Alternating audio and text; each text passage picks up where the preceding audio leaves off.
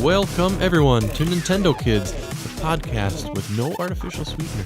Ooh, yeah. If you're new to the show, Nintendo Kids is a Nintendo podcast about all things Nintendo, past, present, and future. And if you're a veteran to the show, well, thanks for coming back. Yeah. As you know, we're your hosts, Carl and Christian. I am Christian. And I am Carl. And if you have been listening, you know that we just came off of our top 20 list. It was 4 episodes of some pretty cool discussions and some intriguing choices. I agree, and I got to do the math on all of them, but I think it totaled probably 10 hours of talking about games. It's like 5 hours per each of our lists. If you think about it, it was long. Yeah, it was definitely long. A lot to talk about. It was, but we felt after all that it would be kind of nice to go from the strict list kind of thing to more of a casual conversation. Yeah. So, with this episode, we're kind of just keeping it casual. For the most part. Yeah. Except my parts, of course. I have my Twilight Princess Rank Em, which is a list. Oh, that's true. All right, there's one more list. We're not going to do. We got a lot, though, to talk about. One of us has welcomed a Wii U into our lives. It's such a joyous occasion. It is a joyous occasion. We'll discuss that. I would like to know what you're playing. I'm sure you want to know what I'm playing. Like you said, we have a Rank Em, Twilight Princess Rank Em. But I'd like to start with your story of when you got Ocarina of Time. Back in the distant past of November 1998. Yes.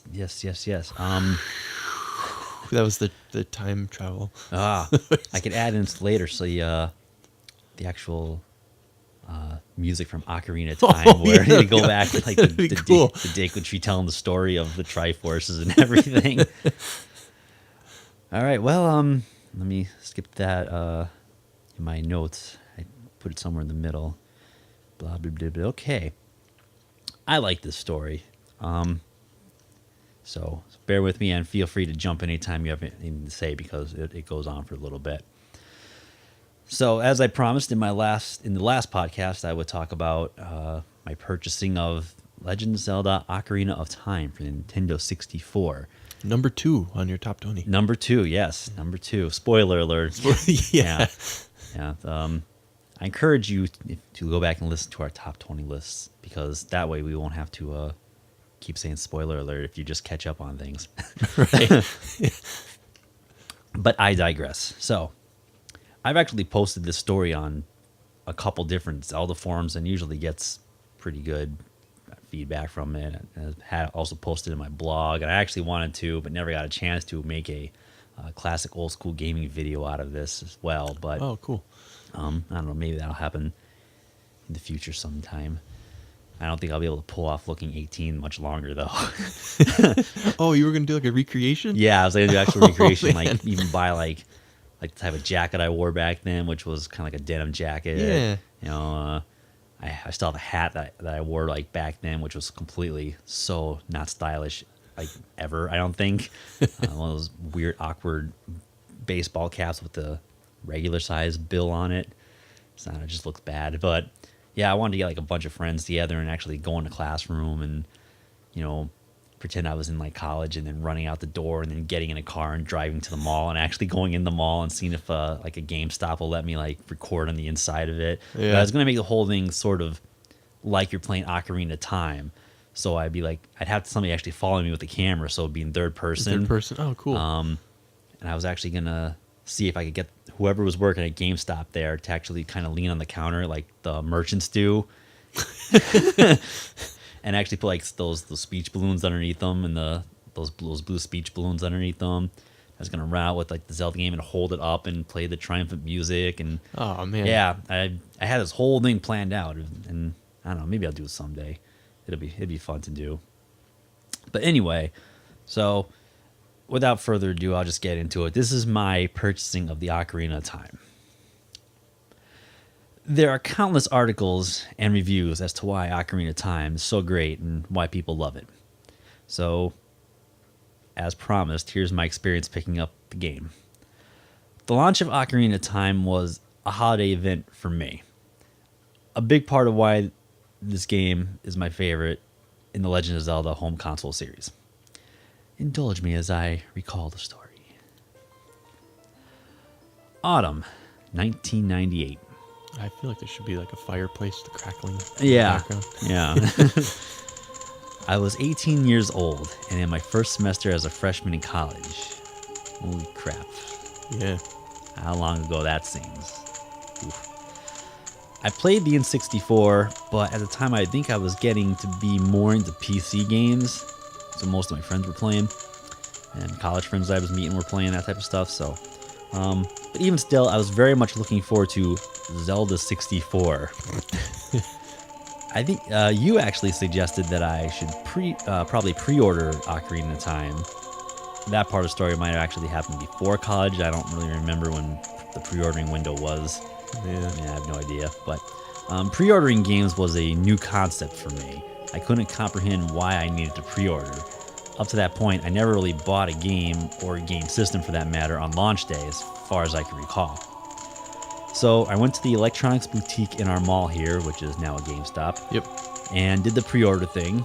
Seemed easy enough, and I actually kind of wondered why I had to, since there was no line to pre-order the game. I mean, surely they would have enough copies of the game, right?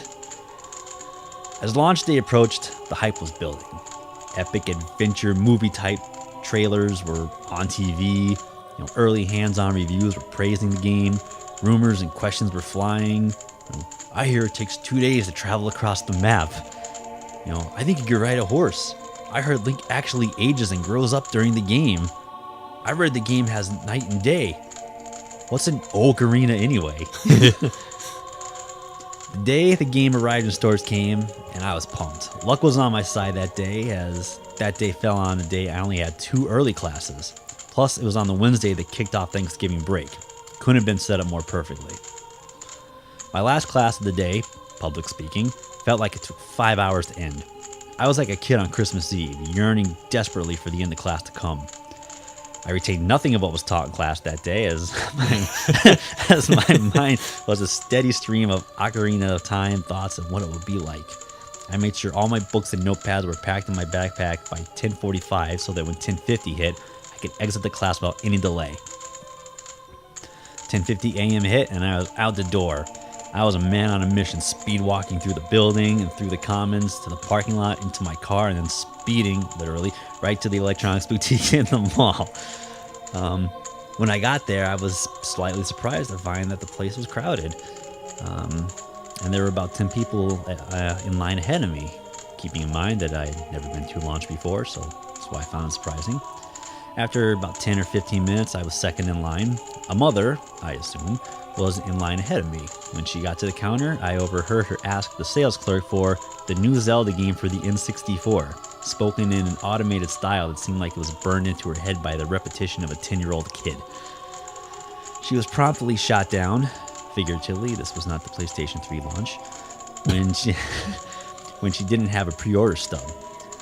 She stepped off to the side, only, to her credit, slightly irked. I sauntered up to the counter and flashed my pre-order stub like a detective flashing his badge, and asked for my copy of Ocarina of Time. Clerk turned to the box of games, removed my copy, and then started digging in another box and asked me for my shirt size. He packed my game, my Legend of Zelda t-shirt in a bag, and then went happily on my way, passing by the lady in front of me earlier. For a brief second, I felt bad for her. That sympathetic thought was quickly replaced by the thought I had the Legend of Zelda Ocarina of Time in this bag and I'll be playing it in 20 minutes. I got back to the house, ran right down to the basement where the N64 was located, carefully opened up the box, and took out the shimmering golden cartridge. I called to any family members that were in the household to come experience video game history with me. I've done the same thing. Not with that game, but I've done other games. You gotta check this out. It really was. I'm like, you gotta come see. Come on, I got the game. Yeah.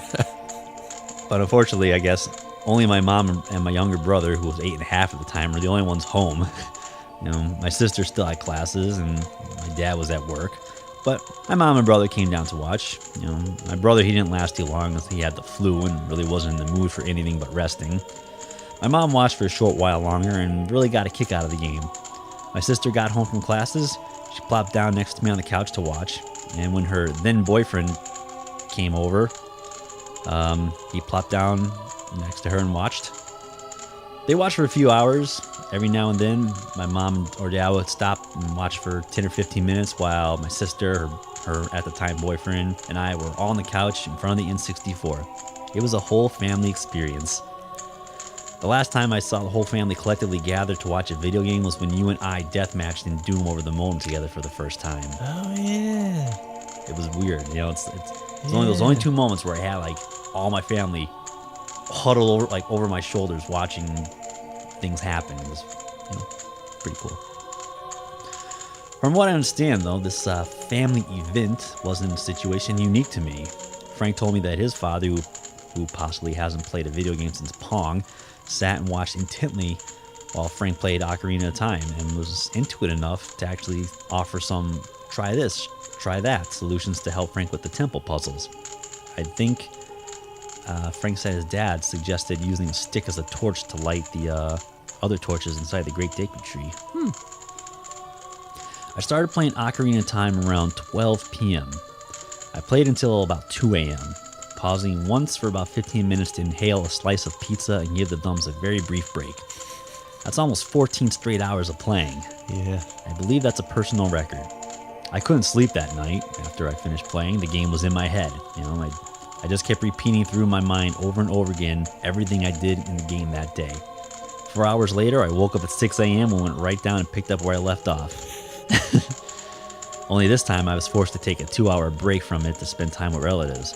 Apparently Thanksgiving is viewed as an important time to see family or something.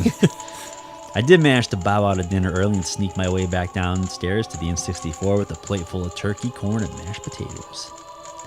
The rest of the break followed a very similar pattern. Wake up early before sunrise, run down into the basement to the N64, play for several hours, break quickly for food, play several hours, go to bed late, repeat. I spent pretty much my entire Thanksgiving break in the basement playing the game. To me, there was nothing else I would have rather been doing. I will always remember this time. I will always remember this game as the game that made me disappear from society for 5 straight days. 5 days in a basement. To that game, I was a willful captive with Stockholm Syndrome. It's a shame that it will probably never happen to me ever again at that level. But it was a unique experience that keeps Ocarina of Time in a special place in my collection and memories. Very nice. Thank you. Yeah, that's true. You'll probably never quite get an experience like that again. Not quite. Go ahead. No, I know I won't. And not even because as a kid. It's like I think the last game I really dug into that hardcore may have been Twilight Princess. Or if you count World of Warcraft, which actually I think that was before Twilight Princess. Yes, just a little bit. A little bit before. So, no, probably Twilight Princess was the last one. Because I did kind of rip through that one. I had a girlfriend at the time, and I don't remember why, but I spent a lot of time playing that game. I'm not really sure how that worked out, but... I mean, the closest I've come to matching that experience was the release of the Wii. Yeah. It was somewhat of a smaller family experience where, my sister, her boyfriend at the time... Yeah, it was the same one, actually, for Ocarina. My mom or my dad all came down to try playing Wii Sports, but it was also, doing the pre-sale thing, going... Yeah. That's one where I took off work or came to work late so I could stand in line hours before the GameStop opened up to get the pre-order stuff, and then went to the midnight launch and played it till the wee hours in the morning. So that was the closest thing where it was another holiday event, but that was a holiday event for a system as opposed to a game. Right. So, but yeah, it was a really magical time, and I don't know if it'll ever happen again. Like not that level. I could see it happening, getting immersed in a game and really being addicted to it, but because I every time a new Zelda comes off, I usually take a week off of work. That's my thing. I'll buy it on launch, take a week off of work, and play it. I did it. Yeah. Yeah, I did it for Twilight Princess. Actually, I had 10 days off the way I timed it. I remember that. Yeah. And well, that was all. That was for the Wii. Mm-hmm. And then Skyward Sword, I took a week off of work for that as well, but didn't get quite the immersion with Skyward Sword as I did with Twilight Princess or Ocarina of Time. So maybe we'll talk about the next Zelda coming up a little later on. Yeah. Yeah. And our expectations of it. Right. Yeah, because I think we both are eager to speak more of this game. Yes. As it comes closer and closer with no more details than we knew about a year ago. Closer and closer as they delay it more and more. Right. Yeah, that's true. Would you be interested in doing your Twilight Princess Rank Em? Yeah. I'll blitz through that really quick. As quick as I can. All right. This is the last Twilight Princess Rank Em I'm going to do. This one will be the actual bosses. I did not do this, correct? No, I think you did mini bosses at one point. Yeah. Yeah. I've read through this like so many times that now I'm questioning like, did I actually do this on the show? Yeah. But I don't think I did. So yeah, this will be the last one. Because if I start going to like other things, I might be getting like too granular. And plus, my favorite trees. yes. Yeah, it's like my favorite circle of rocks. Yeah. The one in Hyrule Field. The one. So plus I finished like Twilight Princess a month ago and been wanting to talk about this for the last like couple of podcasts and just been like, well, we're going overtime, so I better cut that out of it. So. All right, so here we go. Without further ado for this, the Twilight Princess Rank Em bosses. Lowest on the list, Sant. Yeah, what a disappointment. All right, go ahead. Yeah. He gets the bottom of the list for two reasons. The first is he's primarily a rehashing of all the previous boss fights. Yeah. So he loses lots of points for unoriginality. He's essentially a boss rush, actually. And the second is his character was a tremendous letdown. All throughout the game, I was scared of him. I was genuinely afraid. Yes. Yeah. Yeah, and his ominous-looking robe and stone face covering. I remember saying each time after encountering him, oh, I really don't want to fight him. Yeah. I really don't want to fight him because he was just so badass and so threatening and scary that, like, I mean, I would have been fine if he was the final boss and there was no Ganondorf. Yeah. But then he turns into a shrieking comic relief ninny, thus undoing all the badassery he had been building up throughout the game. So disappointing. Next, Diababa, a good first boss. Yeah. Set a good tone for the game, and set a good tone for the game bosses by being huge and roaring in your face. But not really much else to say about him, though. It's a big plant, you know. Yeah, true. Blizzetta. This was a well-directed fight. I like how the camera angle shifted to above, so you have to watch Blizzetta's reflection in the ice below you. I always feel bad during this boss fight because you're fighting a civilian, or at least a non-warrior, Yeah. you know, who just happens to be possessed. It feels wrong to hurt someone who isn't a fighter. Morpheal. Twilight Princess had some of the best, if not the best, boss fight lead-ups of the series. Example, the previous entries of Zant and Blizzetta. The way Zant retells his tribe story while contorting himself all weird, it reminded me of something from The Exorcist. And Nita, you know, she's looking in the mirror and there's that music box music playing, conveying a hypnotic tranquility. Then her head starts to twitch, you know. Yeah. As dark power takes her over. It's really cool. Morpheal also had a great lead up, but it was more subtle. You just see a big hole in the floor. And I think you were the one who said you were dreading jumping down that hole, right? Oh, I was. Yes, I remember that. Yeah. Yeah. Yeah, it was kind of. I think I just kind of hovered around it, and I'm like, oh god. It's Yeah, like you're like, I gotta go down there. I have no idea what's down there. Yeah, there could be anything in there. It's a hole in the floor, you know? Yeah.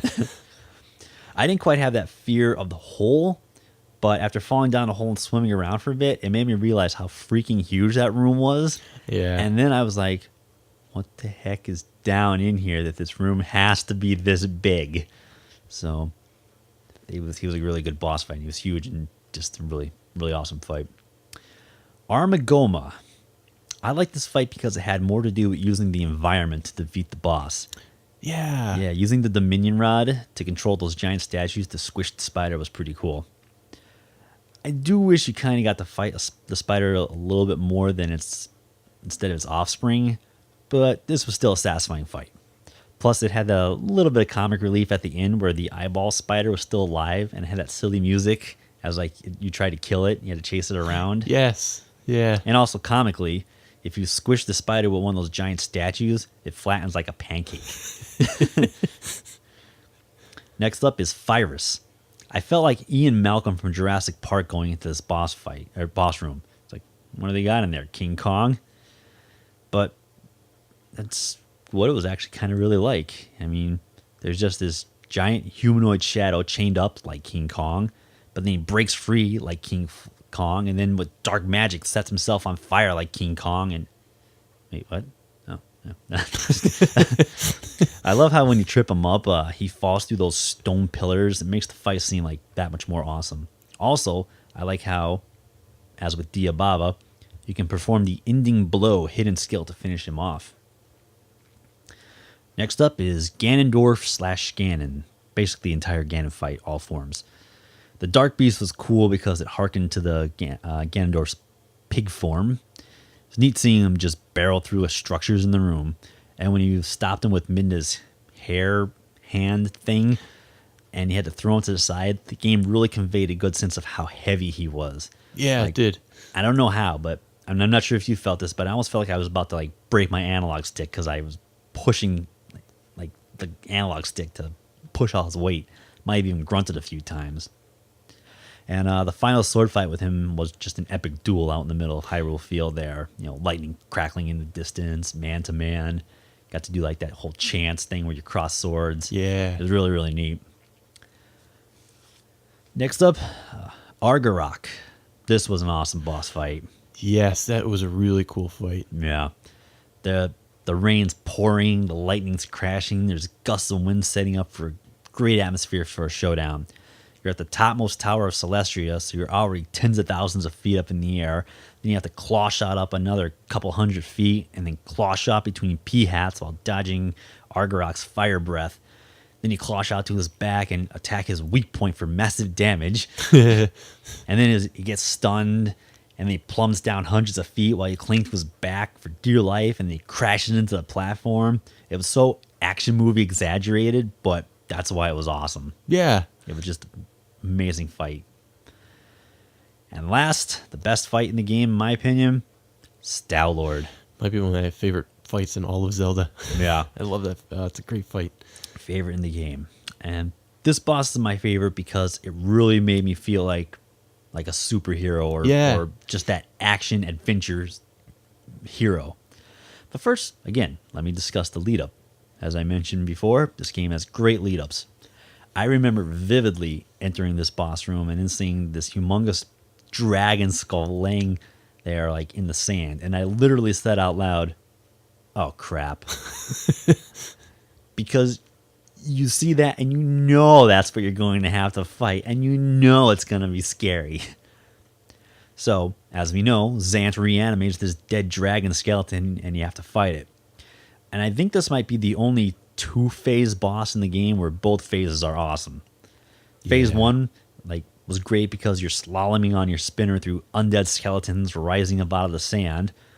You know, and once you defeat the first form, it gives you that fake success where the big column rises up out of the sand, and then you stand on top of the column, but then the camera slowly pans over to show the disembodied head of Stalord hovering behind you. And then phase 2 was just as awesome. You're speeding around the walls on the spinner, chasing Stalord's head, spitting fireballs at you while you have to jump and dodge back and forth between the pillar and the wall. Oh man, it's like when you finish that fight, you feel like you're 10 feet tall. You know, it's such a great boss fight. And that's why it's my favorite boss fight in that game. I showed that to a friend at work because he's into like these like fantasy games. Like he's playing The Witcher 3 right now. Oh.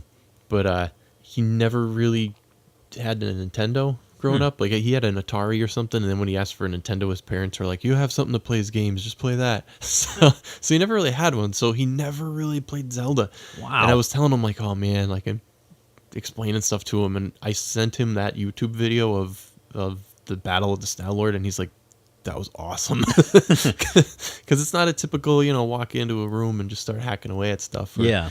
or like dodging and stuff. It's, there's a lot of thought that goes into that, and he was blown away by it. And I'm like, of all the boss battles, like, which one can I? Star Lord. Yeah. And I sent him that. It's a good fight, and one of those things where I guess maybe it's the truth for all boss fights, but this one in particular, I didn't know what to even do to like start fighting him. Yeah. I'm like, what do I do? I'm riding around the spinner, but what do I do? He's just there, and he clearly, I can't just attack him. Yeah. Yeah. It's true. Yeah. Then you just you start trying stuff, and you go and crash into him. Like, suicide mission. I'm gonna smash into him if I can. Ooh, that worked. Yeah. It's like, hey, wait a second. There's success here. But yeah, so that's my Twilight Princess Rank Em. That's the last one. So hope you enjoyed my Twilight Princess Rank Ems. Cool. Thank you very much. Yay. Well, so we know what you were playing in 1998, and we know you played Twilight Princess 2006. 2006, and recently. And right? recently, yes. What are you playing today? What am I playing today? Nothing Nintendo related, unfortunately. I'm playing a little bit of Clash of Clans on my Android. And it's basically a juiced up Warcraft. Yeah, you mentioned this game a little bit last time. Yeah, A little bit. It's still fun. yeah. Now I've built myself up to the point where I feel comfortable actually raiding other people. Before I was cool. before I was just building all my resources and I'm so weak I can't do anything and just trying to survive, and now I have everything I can maxed out to the best of that level of my town hall. I don't want to advance that because then you put yourself in a new class basically where more powerful people could attack you. So I maxed out everything, and now I'm just rampaging and destroying people left and right.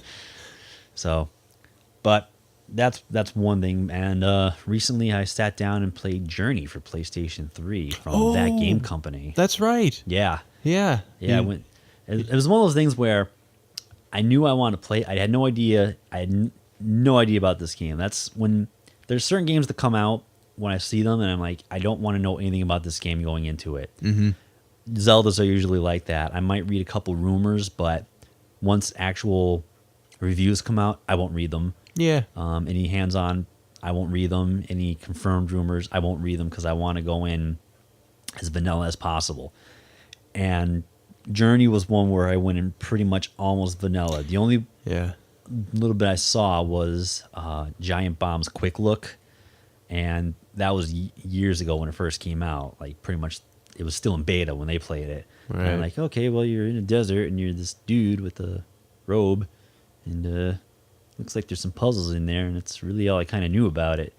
So I got it. I bought it. It came with Flower and Flow also, which was pretty cool. Yeah, they're good games. Yeah. I like them. And but I knew, I'm like, all right, I got to plan to play this game because I don't want to start playing for half an hour and stop. Yeah. So I had a night where I'm like, okay, I could dedicate a couple hours to this just to start the game.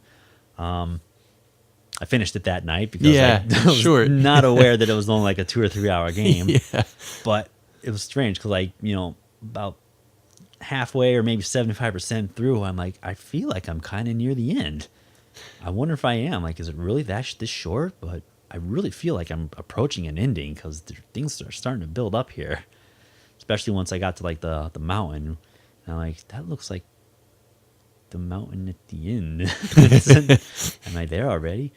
So I finished it, and very good game. And then I didn't realize it was an online multiplayer game. Kind of, yeah. Yeah. People kind of drift in and out of your game. Yeah, it's cool. weird. I remember I was playing, and I saw another cloaked figure just running around doing things. And I'm like, oh, it's an NPC. It's another one of my clan who's on the journey. Yeah, he's on the I didn't even know what he was. I thought he was trying to just help me or send me signals. And I'm like, it's making those those note sounds, and I'm like, Yeah. I don't know what that means. I don't know what the game wants me to do. I respond, and then it just responds back to me. What does it want to do? And then it's actually starting to solve puzzles for me. Like, whoa, I don't want the game to do this. I want Yeah. to figure these things out. Why is it doing this? And then the character just went away, and I'm like, that was weird. I don't even know where he went. Am I supposed to follow him? I'm so confused. And then I'm like, all right, well, I just keep going, just keep going. And then, you go through, you play the game, and I actually finished the game with one person like next to me, which made me think it was the same NPC through the whole game, Right. because I kind of went through the whole second half of the game with this person. Oh, really? Yeah, Oh, wow. yeah. They even showed up on like some of those cut scenes. Like sometimes there's only one of you, but this time, that time there was two, and I'm like, oh, okay, so this is supposed to be how it is, because if it wasn't, it wouldn't show two of them.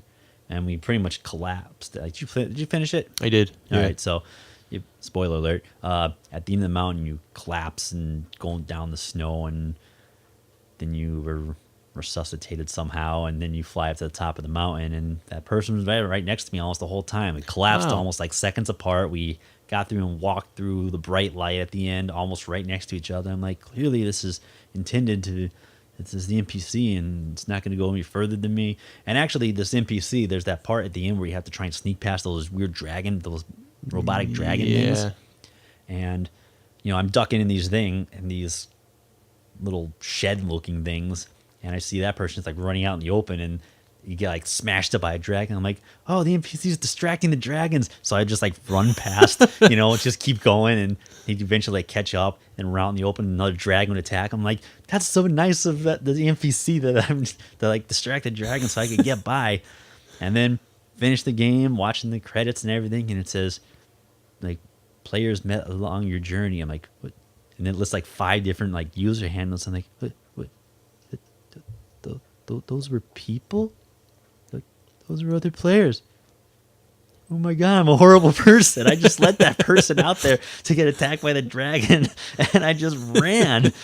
If I knew it was like an actual person, I would have maybe tried to distract the dragon also, or do something, or not treat them like they were NPCs, because you could just ignore NPCs. And, Right. these people are following me around trying to get my attention, but I had no idea the game was multiplayer. Yeah, I knew it was, but I played that game like when it came out. I was looking forward to it because I was a fan of Flow and Flower. I thought was just awesome. I mean, it's not a game in the traditional sense. Actually, Yeah. I guess Journey isn't in a way either. I agree. It's kind of its own thing. Flow isn't either.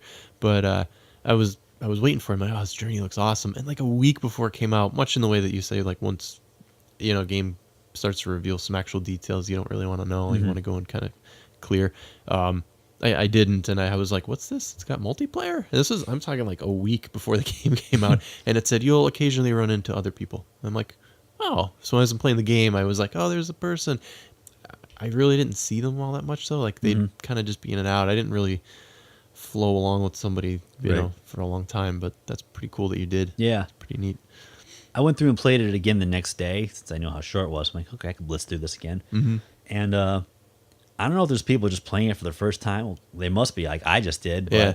there was this one person who was at this structure out in the middle of the desert, and they're trying to get up on the sledge, and it seemed like jumping and trying to fly and jumping and trying to fly.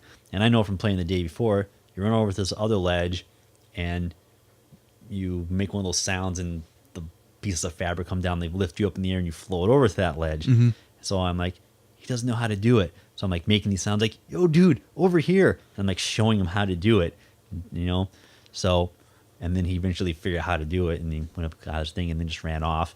But it's one of those things where, like, all right, well, now I know it's multiplayer. See, I'm helping. I could help. Yeah. I taught him how to do this.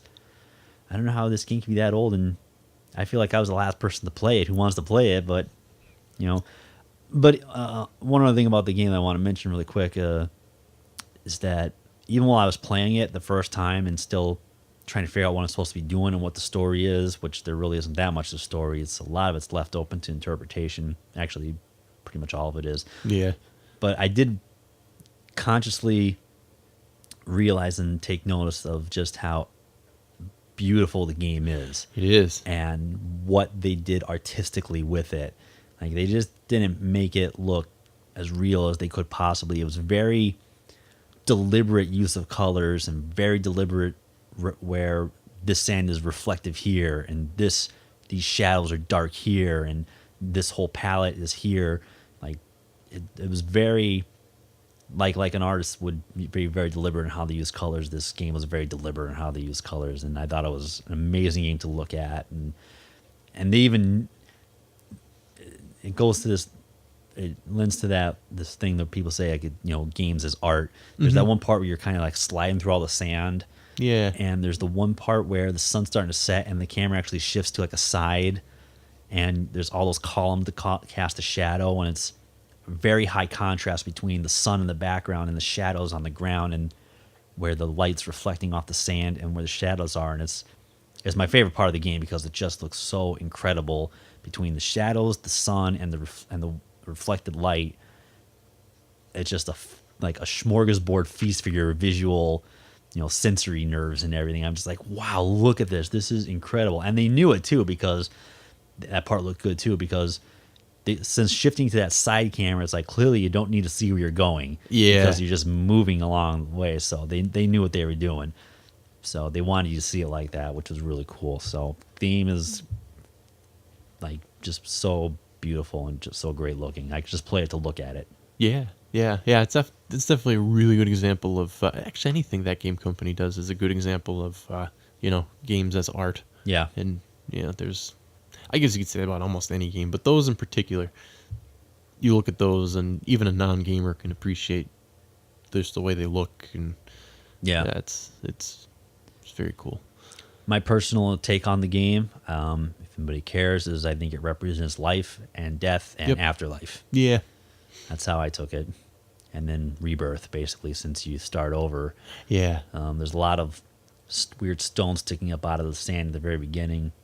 I kind of took those as tombstones, but I don't know if they are or if they're just left over from ancient civilization. But the whole thing getting to that mountain and then going into the light at the end just seems so much like you die when you're like, you start off in that's the desert and you don't know what you're doing, and there's no instructions, which is kind of like life. There's no instructions to life. It's true. When you're a kid, you have no idea what you're doing, and then puzzles start to get a little bit harder, and as you figure things out, and eventually start to know what you're doing, and you're getting better at things as you get better at, you get longer piece of scarf that helps you maneuver better, and then towards the end of the game, there you're climbing up the mountain, and it's no longer sand and sun; it's gray, winter, and cold, which are all symbolic of old age and death.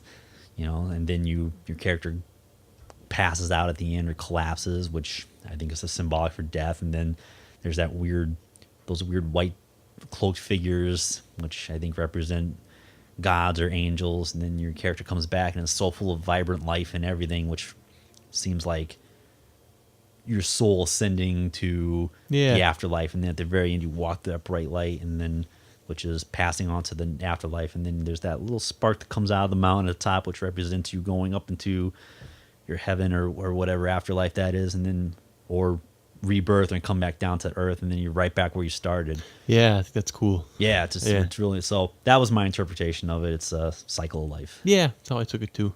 The journey. Yes, and great game. Yeah, really. And sorry if I spoiled anything for anybody that hasn't played it, but yeah, it's come on, you listen to a podcast. We're right. talking about games. About a game that came out a couple of years ago. It is coming out for PlayStation 4 at some point. So if you got yourself a PS4, play it. It's worth playing. Yeah. It's not that much. It's not like you get. Well, for PlayStation 3 anyway, it was Journey, Flower, and the Flow for $20. Yeah, that's awesome. I think I paid almost that for each one as they came out. So that's cool. Yeah, they all come on one disc. It's definitely worth it. So I highly recommend it. Cool. Christian, what are you playing? Last time I was playing Majora's Mask. Yes. I have finished Majora's Mask. Congratulations. Thank you. It took me a little while. Like I said, I think I mentioned last time I took a little bit of a break for like a day, and it turned into like a month. Took me a little while too. I'm going on 15 years now. Yeah, that's true. That's true. But I did. I finished the game. I also had, I don't know if I mentioned this or not, but I had problems with. I think it's a problem with my 3DS, but I had problems where the game would crash on me a Yeah. lot, and I started to figure out patterns like as you started heading in toward the swamp. It was like a roll the dice as to whether or not you'll actually make it in. So it was good that I was able to like kind of teleport there. You could, Yeah. you could fly there. Yep, that I remember. So it was good once I had that because I'm like, okay, you don't have to worry about that anymore.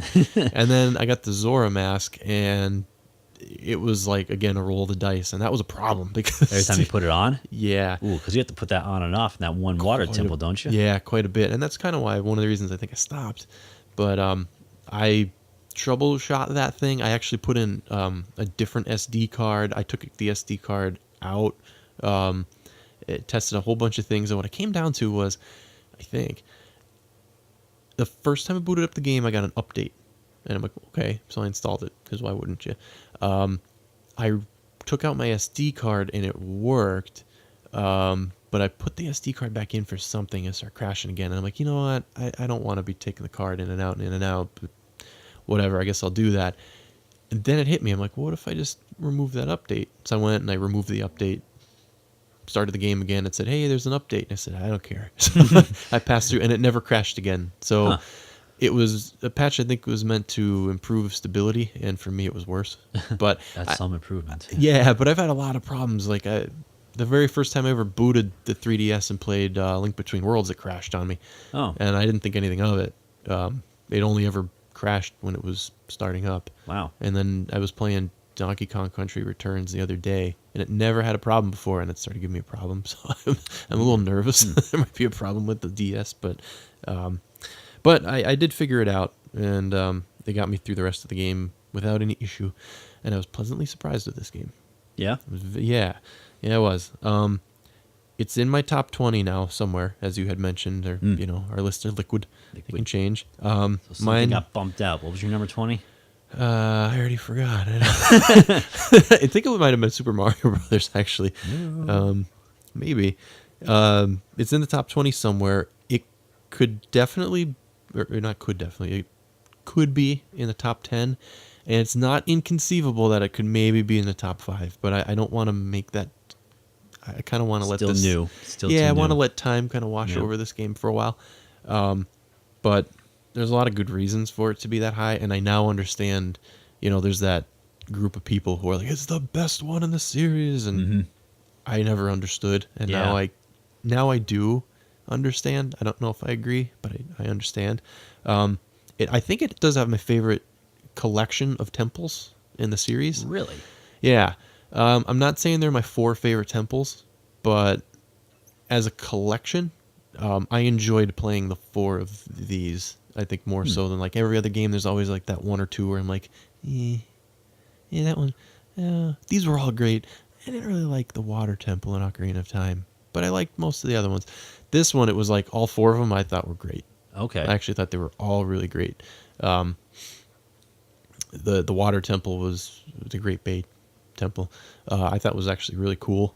The way, I think that was maybe the one you left off on, so I probably won't talk about that one much. I never finished it. I made it to the boss, but Okay. I never beat that stupid fish. Yeah, he was a little tricky. Hopefully they made him easier or it's easier to swim or something, because I just had a hard time. The swimming mechanics have changed. I don't know quite how they felt on the N64 because I never got that far on that one. I have read that it's like some people are like, thank God they changed them, and other people are like, they ruined it. So I don't know. I felt they were actually pretty good. I liked them, so they worked for me. But I liked like every section of the game, even parts I didn't think I was really gonna like. Like you go to Econo Valley. I don't know if you ventured in there at all. Which one's that? It's kind of like a desert valley kind of. I don't think that's after the. Isn't that after the? Yeah, it's after Great Bay. So I don't know if you wanted to do it. I never really wandered too far into it. I kind of, if I recall, I think I made it a point to not jump ahead. Yeah, or I did explore ahead. I did the same. I just kind of went right in order. Yeah. But this one, that one I wasn't sure when I went into it. I'm like, I don't know if I'm going to like this area. But I ended up liking it a lot. And there was actually some kind of neat side quests in there too, which this game is loaded with side quests. Oh yeah, half the game is side quests. Yeah. I mean, I looked at my Bomber's Notebook, is that? Yeah, yeah. And I'm collecting all this stuff, and I'm talking the whole game, not just the valley there. But I'm looking at it, and I'm like, wow, I got all these things pending out there that I've got. And then you got the ones that you finished, and there were so many. And one of the things I kind of have hope for Zelda Wii U is there.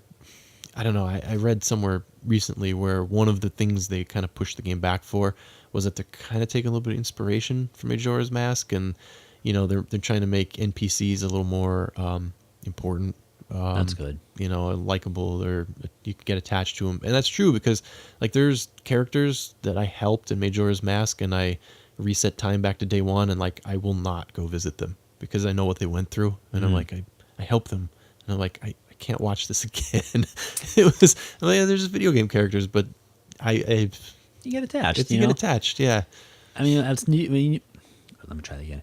What's I don't want to say unique, but what's cool about that game is it's just one town. Yeah, And it's the same people. It's the same people all the time, rather than multiple towns. You don't have Castle Town and Kakariko and then Goron City and right.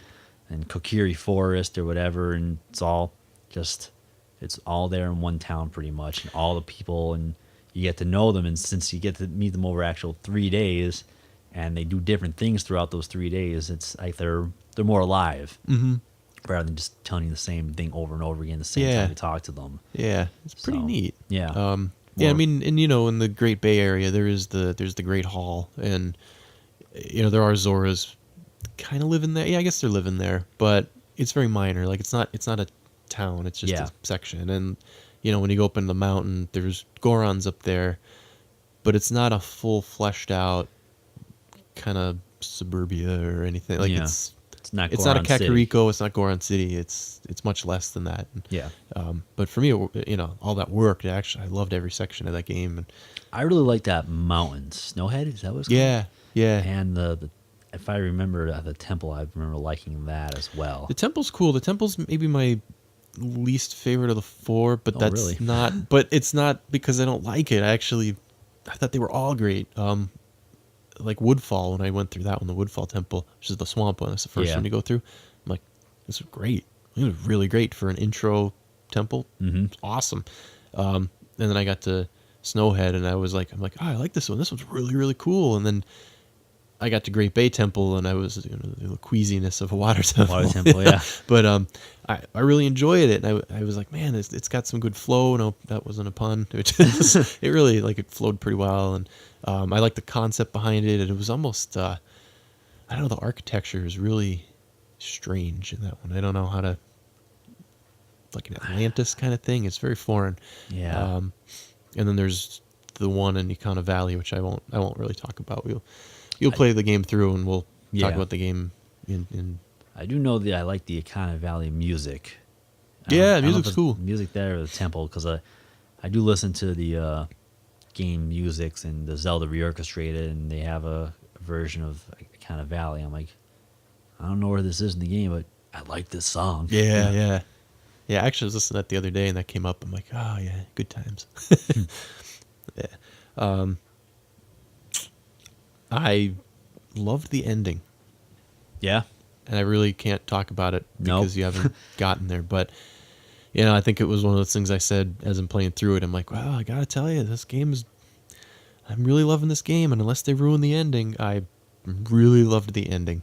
I thought it was, this game is very different from the rest of the series for a number of reasons. And one of which, and this isn't a spoiler in any way, but it doesn't have Zelda in it. It doesn't have Hyrule in it, other than some flashbacks and things. So this isn't necessarily the big save the whole world kind of thing. I mean, there's a moon crashing, but there's a different scale to it, and there's more of a character to it because it's, as I'd mentioned, you're kind of more attached to the characters. Yeah. And that, I think, played more of a role for me in experiencing the ending. So, and that's maybe not necessarily the ending video and credits, but even a little bit before that. Like, we'll say after I finish the fourth temple, and that last charge to the end. I thought that was all really, really cool. And there's a whole area in that game that I can't wait to talk to you about because it blew my mind. Okay. I got there and I'm like, last thing I ever would have thought. Huh. Last thing. It was, Oh man. yeah. It's a really, really good game. It's really, really I gotta good. get this game. I'm not done with it. I took a breather because I finished it. I got some more stuff I'm going to talk about that I'm playing, but I want to go back to it because there's a couple of side quests I never finished. There's masks I don't have that I want to get. Like I kind of want to try to complete this game a little more. I may not get it 100%, but I loved it enough that I want to go back to it. So Cool. yeah, it's cool. I I'm gotta get it. very excited for when you do. It'll be cool. The other thing I've been playing is the Wii U. Whoa, there's your answer, folks. I buyed one. He got one. Yeah. Man, there's a lot to talk about with this. So we actually talked about this on episode 2 of our show about a year and a half ago. It was last January 2014, I guess. Yeah. Somewhere in there. We were pretty hard on it. We were pretty hard on it, and I feel that we were uninformed and inexperienced to kind of speak to some of the stuff we did, but that's okay. Because I think by E3 of last year, we were kind of like, man, I think we were both kind of like, I want to get one. Yeah. Our main concerns was the name of the console, that the gamepad wasn't used to its potential, third-party support was poor, and the account system was kind of confusing. None of those things have been rectified. and honestly, none of it matters, Okay. in my opinion. I think the name hasn't been rectified. Wii U is still not a great name for this. They can't change They're it. Stuck with it. But I think in the build up to Xbox One and PlayStation 4, it was about them. But then after they had come out, there was a lot of this talk of like, they're out. There's not really any good games for it. The Wii U has a bunch of them. And all of a sudden, like, I feel like Wii U is now a well-known name. It's a thing. I think it's in the public consciousness that it's not that big of a problem. Still not a great name. It doesn't differentiate it enough, but whatever. The gamepad still isn't utilized to its potential, but I think they're getting better at it. I'm going to talk about Splatoon in a little while. They use that to interesting effect. But I feel the 3DS isn't really being used to its potential in terms of that second screen, like the DS did. The DS was really innovative with that screen, and the 3DS, it's mostly like map and inventory. Yeah.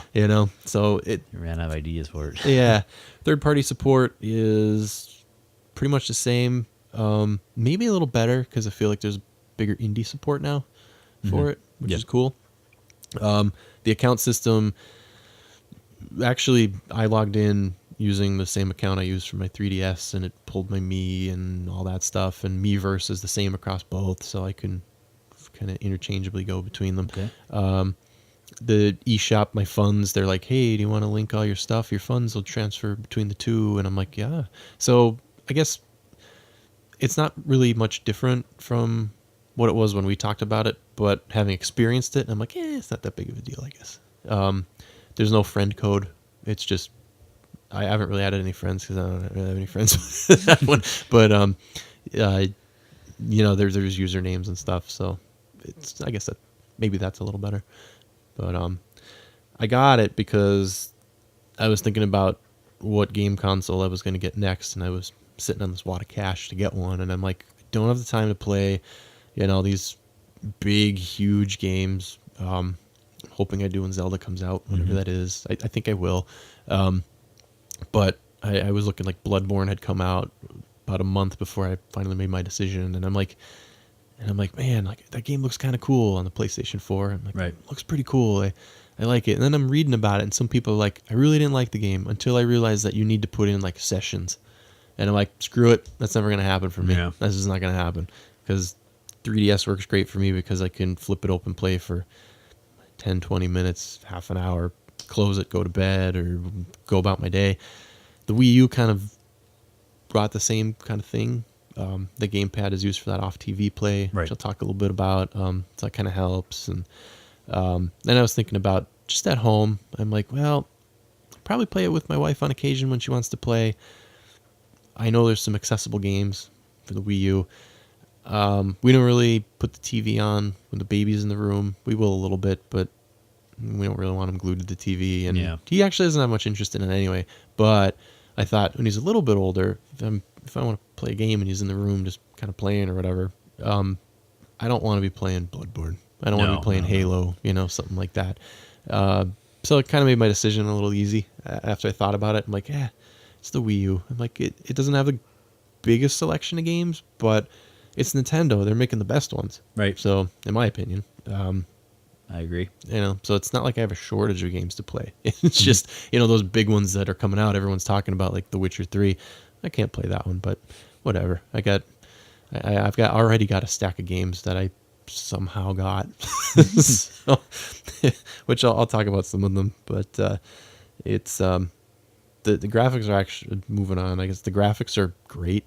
Yeah. Yeah, and it's kind of Nintendo because it's they're really good. They have a really good art style. Yeah.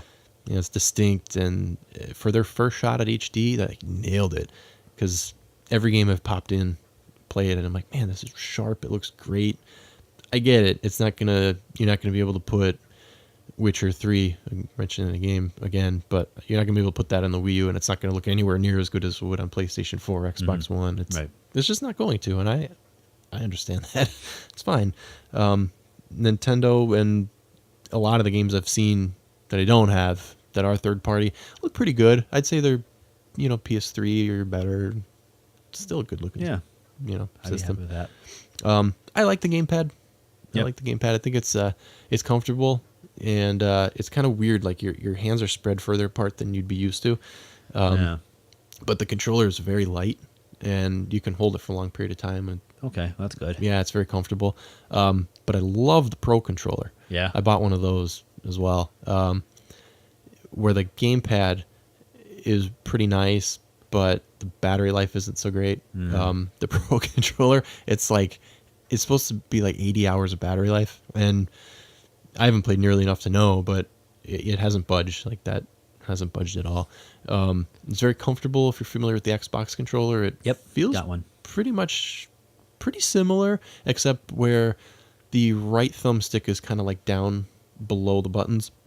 This one's at the top. It's actually parallel with the left thumbstick. So Okay. it's a little getting used to if you're used to playing on the Xbox controller, but not a big deal. It's a comfortable controller. I like it a lot. It works with Wii controllers as well. Wii remotes, I haven't really used it yet. My sensor bar's on the top. It's never been touched. So, I'm actually using the Miiverse, which is on the 3DS, and I've barely used it, but for whatever reason, I find myself using it more now. And I think part of it is because on the Wii U, when you're playing games, they'll throw stuff from Miiverse in there. Like you can turn it off, but like in Super Mario 3D World, you have an overworld, kind of like Super Mario Brothers 3. That game actually reminds me a lot of Mario 3. Okay. And Neat. you got similar worlds and stuff. And in there, you'll just see like a Mii standing off to the side, and you can go up to it, and it'll be whatever they most recently posted in the Super Mario 3D World forums. Oh. There's like a little thing there. And then there's also like shadow runs. So when you go into a level for like the second time, there'll be like a shadow of somebody else who played the level. And you could follow them and that's see pretty like neat. if they find a secret that you didn't know about or something, which is cool. I That turned is it cool, yeah. I turned it off for now. Just because I kind of want to find a lot of that stuff on my own. Right. But Yep. That Miiverse is kind of I've taken an interest in it. Game wise, and then I'm going to open up the floor and we can talk. But game wise, I got Super Mario 3D World and Nintendo Land came with it. I can't tell you anything about Nintendo Land because I haven't tried it. Mario 3D World is awesome. If you played Mario 3D Land on 3DS, A little bit. a little bit, it's very similar. It's the style is definitely 3D Land, but bigger scale. Okay. And it's got some really cool levels. I don't know if Yoshi's in it because I haven't seen him yet, but there's a new, I think it's new, dinosaur. Her name is Plessy. And you she's jump from Super Mario, or no, is she? I want to say she's from Super Mario 64. maybe. She's in Hazy Maze Cave. The dinosaur. No, it's you not. ride It's in not the, Plessy, but it's a similar name. yeah, she's like Crap, a what is it? plesiosaur, and Yeah. you jump on her, and then she jumps in the water, and then you kind of just Dory, that's her name. Dory. Yeah. Okay. Yeah, no, this one you jump in the water with her, and like she goes through the level, and you just kind of maneuver left and right, and you can jump. You know, you can Okay. hit the button and she'll leap, but you can. Yeah, it's pretty cool because there's the current could kind of push you off the ledges, and you know, you're trying to look for stars, and you're trying to find different pathways and stuff. So pretty neat. There's a level where the spotlight is shining at like from behind you, I guess, as the player toward the Okay. screen, and then Okay. as you so like the shadows are kind of like behind the characters and stuff, Right, and then okay. you get to a point in the level where now everything is shadow, and you're running around the level, and like everything is just shadows, and it's kind of hard to explain, but Oh, I know. I think I see what you're saying. yeah, And and take then away the foreground stuff, and you just Yeah. basically trying to gauge everything off the shadows in the background. right, like the camera has suddenly now gone from in front of the characters to now like behind them, so you're looking at their shadows on the wall, and Okay. you're playing with the characters sort of like behind Okay. the camera. Yeah. It's hard to explain, but it's cool. There's a neat little things and just levels that I jump into, and I'm like, this is cool. I've never seen anything like this. So it's a really fun platformer. I'm liking that. Got a game from Club Nintendo. I had points to redeem called The Wonderful 101. I started on it. It seems like it's got a high learning curve, and I just wasn't ready to dig into that yet. So I'll come back to that. I got DuckTales Remastered. Ooh. Spent a little cash on that one. I want to play that. Yeah, it's cool. I mean, you get it on PS3. That game's pretty cool. I only played the intro, which did not exist in the NES version. You helped me No. confirm. It's kind of like the intro to the story, but it kind of helps you understand how to play the game. It's kind of neat. But I only really played that for a night. And then Splatoon came out last week, and I dove into that game, and that game is ridiculously awesome. Yeah. So, yeah.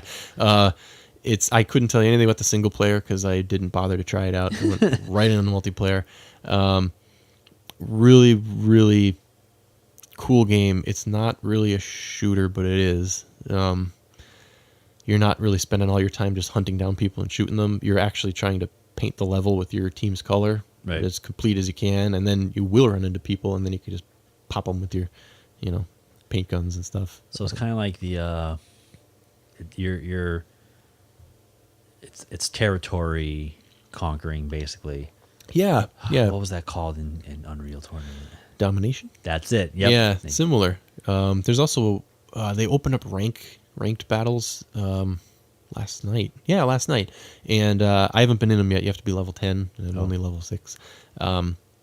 But from what I understand, that is almost like a King of the Hill, where there's like neat. control zones, Ooh. and everybody has to paint it with their team's colors, and you have to hold it for I think 100 seconds. Oh wow. In total, so it'll accumulate over time. Oh, So okay. like you might hold it for 10 seconds, and then the other team will have enough of it where they're in control. And I haven't tried that yet, but I'm looking forward to it. They also unlocked last night the NZAP 85. It's a gun you can buy, and I got it last night. It's awesome. It's the NES Zapper. Oh Yeah, neat. it's so cool. It's somebody on Miiverse actually posted. They were like, oh, I don't know. This is so far my favorite gun because it doesn't have a lot of power, but it has good range and it's fast. Okay. And it doesn't eat up a lot of your ink, which is kind of cool. Because to refill your ink, you got to find a spot that has already been inked with your team's colors, and you dive into it as a squid. And Okay. It fills up your thing. So I'm kind of rambling on this game, but No, talk about it. it's a lot of fun, and I don't remember the last time I really had this much fun playing with other people in an MMO in an online game, and that includes MMOs because I usually like to play those by myself. Yeah. Or like you and I would jump in and play some Warcraft or something, but most of the time I tried to solo those as much as I could. Me too. I'm- It's so strange. It's like It the is exact strange. opposite of what they intended for. Yeah, they don't want you to do that, but it's just the way it worked out for me. Like antisocial. It's like I just want to play the single player. Yeah. I want like an empty server. As I was playing Splatoon, Friday night, and then last night I was playing it again. It made me feel like I used to playing like Quake Yeah. or Unreal Tournament, games like that where I would just jump in and play and then hop out or whatever and just have a blast. And that's really what this game is like. And the one thing I noticed is the style of the game, like the artistic style.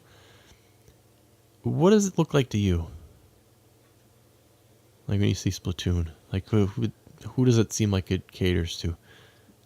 Like children watch Nickelodeon for me.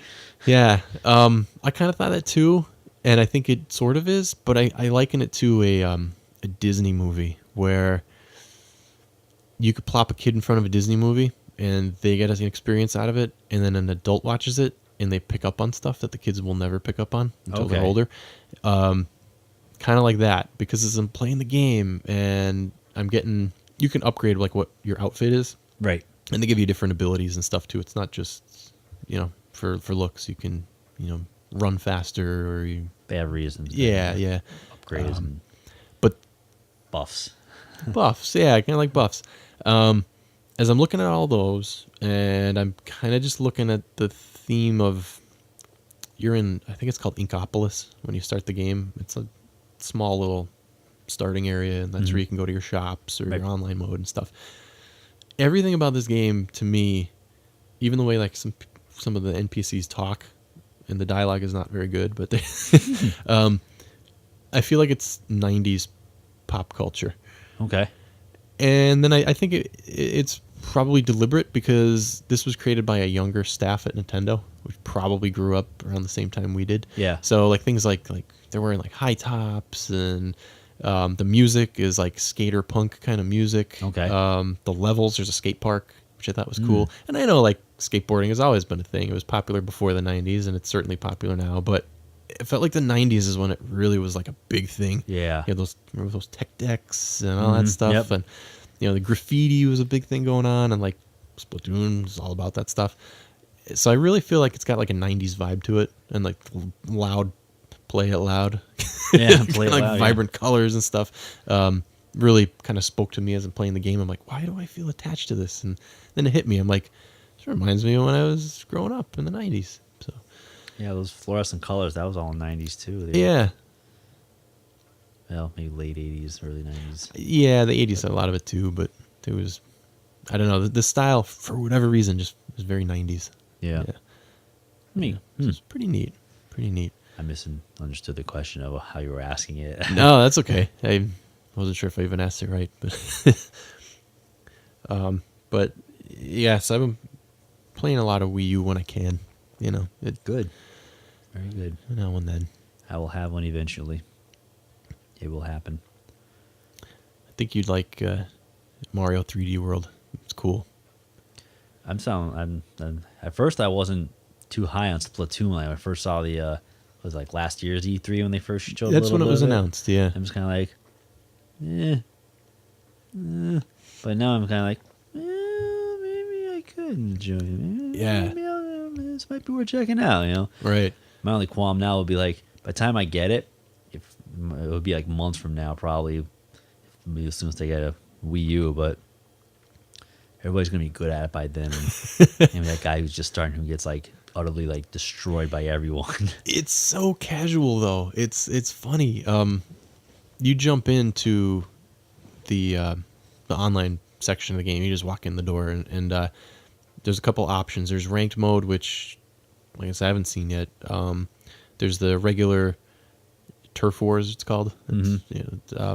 You can jump into that, or you can jump into Turf Wars with friends, and I guess it's just where you gather your friends and you all jump into games together. But you don't, as of right now, they're going to change stuff over time. As of right now, you jump in and you play with the same people, but you're not necessarily always going to be on the same team. They kind of just Okay. randomize the Yeah. teams, and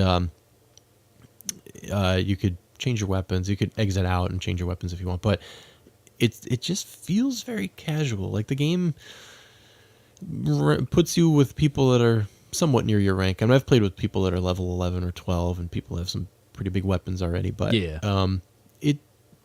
it's a lighthearted enough game where I feel like once you get the basics down, I think anybody could have fun with it. It's not like Mario Kart Wii where you're kind of put in the same class, but every now and then you get that 2 or 3 people that are clearly way better, Yeah. and they know all the secrets and they just destroy everybody, and you get furious about it, and the game cheats you out of your win, and like, because like when I first started playing Mario Kart Wii Online, it's like I was very clearly not an online player, just getting Right. smashed by everybody. Everybody knows these like exploits, like shortcuts through the maps you're not supposed to do and everything. And I'm like, oh, I'm taking the long way. I'm coming in last all the time. But I guess the more I play, the more I learn, and eventually you're not that noob anymore. And Yeah. you learn how to play the game the right way. So I suppose if I did jump in late, I eventually would pick up. I don't know. I just have this complex where I'm like, I don't want people to think I suck. at No, I games. know. Yeah. It's like my one good thing that I'm good at, and it's like I don't want people to think I'm bad at it. I think what helped me was I got the Wii, and then a week or two later, Nintendo announced that they were doing the global test fire, and I'm like, well, hey, I got the Wii, so I told my wife, I was like, hey, they're having 3 of these, and it was 3 different times over the course of a weekend for an hour at a time. It was weird too. It was like Friday at 8 p.m. I'm going by Eastern time. It was like Friday at 8 p.m. It was like 7 in the morning then for the next one, and then like 3 in the afternoon or something like that. So I only really got to play the one on Friday night, but I jumped into that playing for the first time everybody else did. Yeah. And that's how I kind of got to get a feel for the game. And my wife was watching. She's watching my gamepad screen, because on the gamepad screen, this is not an off TV play game, which I guess I should talk about off TV play. But on the gamepad screen, you see a real time version of the map with the colors exactly like how they are. So if you glance down at it, you could be like, "Oh, geez, I gotta go over to that area. I gotta go over there." It was like a top-down view of the map, sort of. Yeah, yeah, like a 3/4 view, I guess. Okay. Kind of was at an angle. Oh, okay, yeah. So you know, like what's being colored when and where. Yeah. And where you need to address and Yeah, and you where can you don't have to go. You can see your teammates on the board too, and then at any time you can touch them, and then you will do a super jump over to them. Oh, neat. So if you're looking and you're like, "Ooh, they're starting to get into like enemy territory there. Let me help them out." You hit it and you fly over to them, and then That's you can cool. jump right in. And it's cool because you are in midair when you're able to start firing again. Oh, so that's like you're neat. on your descent Yeah. and you just start firing. It's cool. I was doing that last night. So the gamepad screen is kind of neat for that. But as I'm playing it, like my wife would glance over and she's like, "Oh, you guys aren't doing good." And I'm like, "Oh, I better hurry up then." And, you know, it's amazing how quickly the tide can turn. Yeah. Because I looked down at the map and I was like, "Oh man, we have to have like 90% of this thing. We're gonna win." And there was a minute left, and the rounds are 3 minutes, so it's a quick moving game. There's like a minute left. I'm like, "We got this." And then you get to the end, and I look down at the screen. I'm like, "Uh-oh." It's like, what happened? Because somebody will have like the splat roller, which is like a big paint roller, and they just run down a hallway and basically just paint the entire thing in 2-3 seconds. And you know, it's a significant portion of the map, and you're like, "Oh man." So you got to watch out for guys like that. And you know, there's all strategies of different weapons and things, but it's definitely it's one of those games where I hope the community stays and builds and grows over time, because I really like playing it, and I can see playing it for like the long haul, like the life of the Wii U. I could see playing it because it's a blast. And they're only adding stuff like the ranked mode, the zapper, and they added a new level yesterday, and that's 3 days after the game came out. Yeah. So, and then they promised new features over time, because people are like, "Well, you know, there's only like 6 or 7 levels to play, you know, in online matches," and they're like, "We're unlocking more." Yeah. So I guess they don't want to throw it all at you. Okay. And you get bored, so they're gonna just kind of roll it out at you over time. And from what I understand, I think a lot of it's free. So Cool. yeah, I don't think they're gonna like charge you for all of it. That's awesome. Yeah, I'm sure in time there'll be some kind of expansion, but Nintendo seems to handle DLC pretty well. Yeah. So, Nice. yeah. I did mention off TV mode. It was something I kind of think I ragged on a little bit when we talked about the Wii U last time. Yeah. Our first talk, where I'm like, sounds like a cool feature, but you're limiting what the game can do with the gamepad at that point. Because it's like, okay, well, if you are able to play the game off, you don't really get that second screen experience built into the game. So, Right. you know, that is true. but it is also true that off TV play is awesome.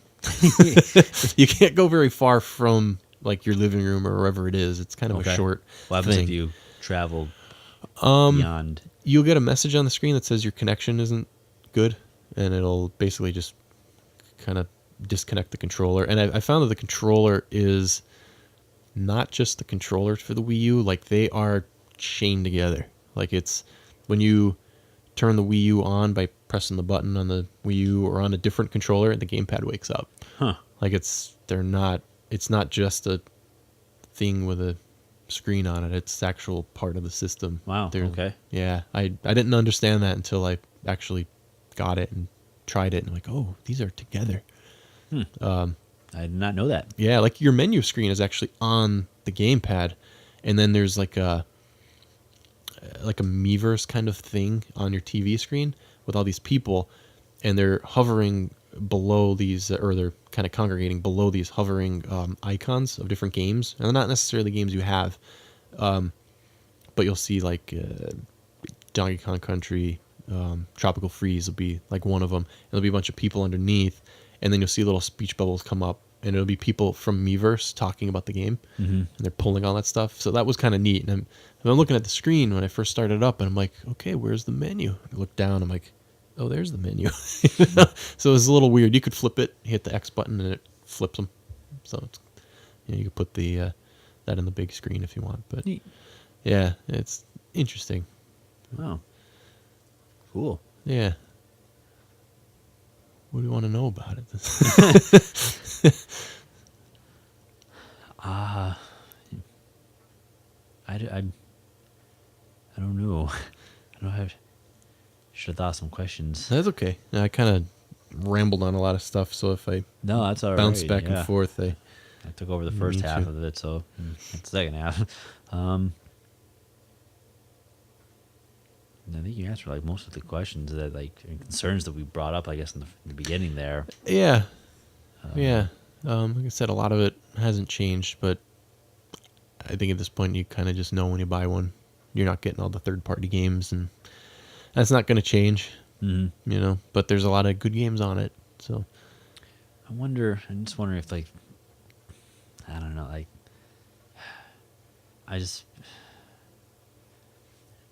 the game controller, the gamepad thing, just with your hands so wide apart. mm-hmm. I'm just trying to picture playing like action games where you just subconsciously like jerk your hands around when you're playing out of just reactionary stuff that it's gonna be so weird with your hands so far apart. Yeah, I don't know, but I guess I'll have to play them like hands on before I can even comment on that. Really, I suppose. Which I should have did a year and a half ago. Played one first before commenting. I know. Yeah, after I got it home and I was playing with it, and I re-listened to actually a lot of our old episodes for various reasons, but that one in particular, and I'm like, man, like the big bullet points, I'm like, I think we were right about. I'm like, but all the little details that we used to kind of justify those points, I felt like we were kind of off the mark on, and I'm like, yeah, I kind of wish we had hands on with it, but yeah, the name stinks.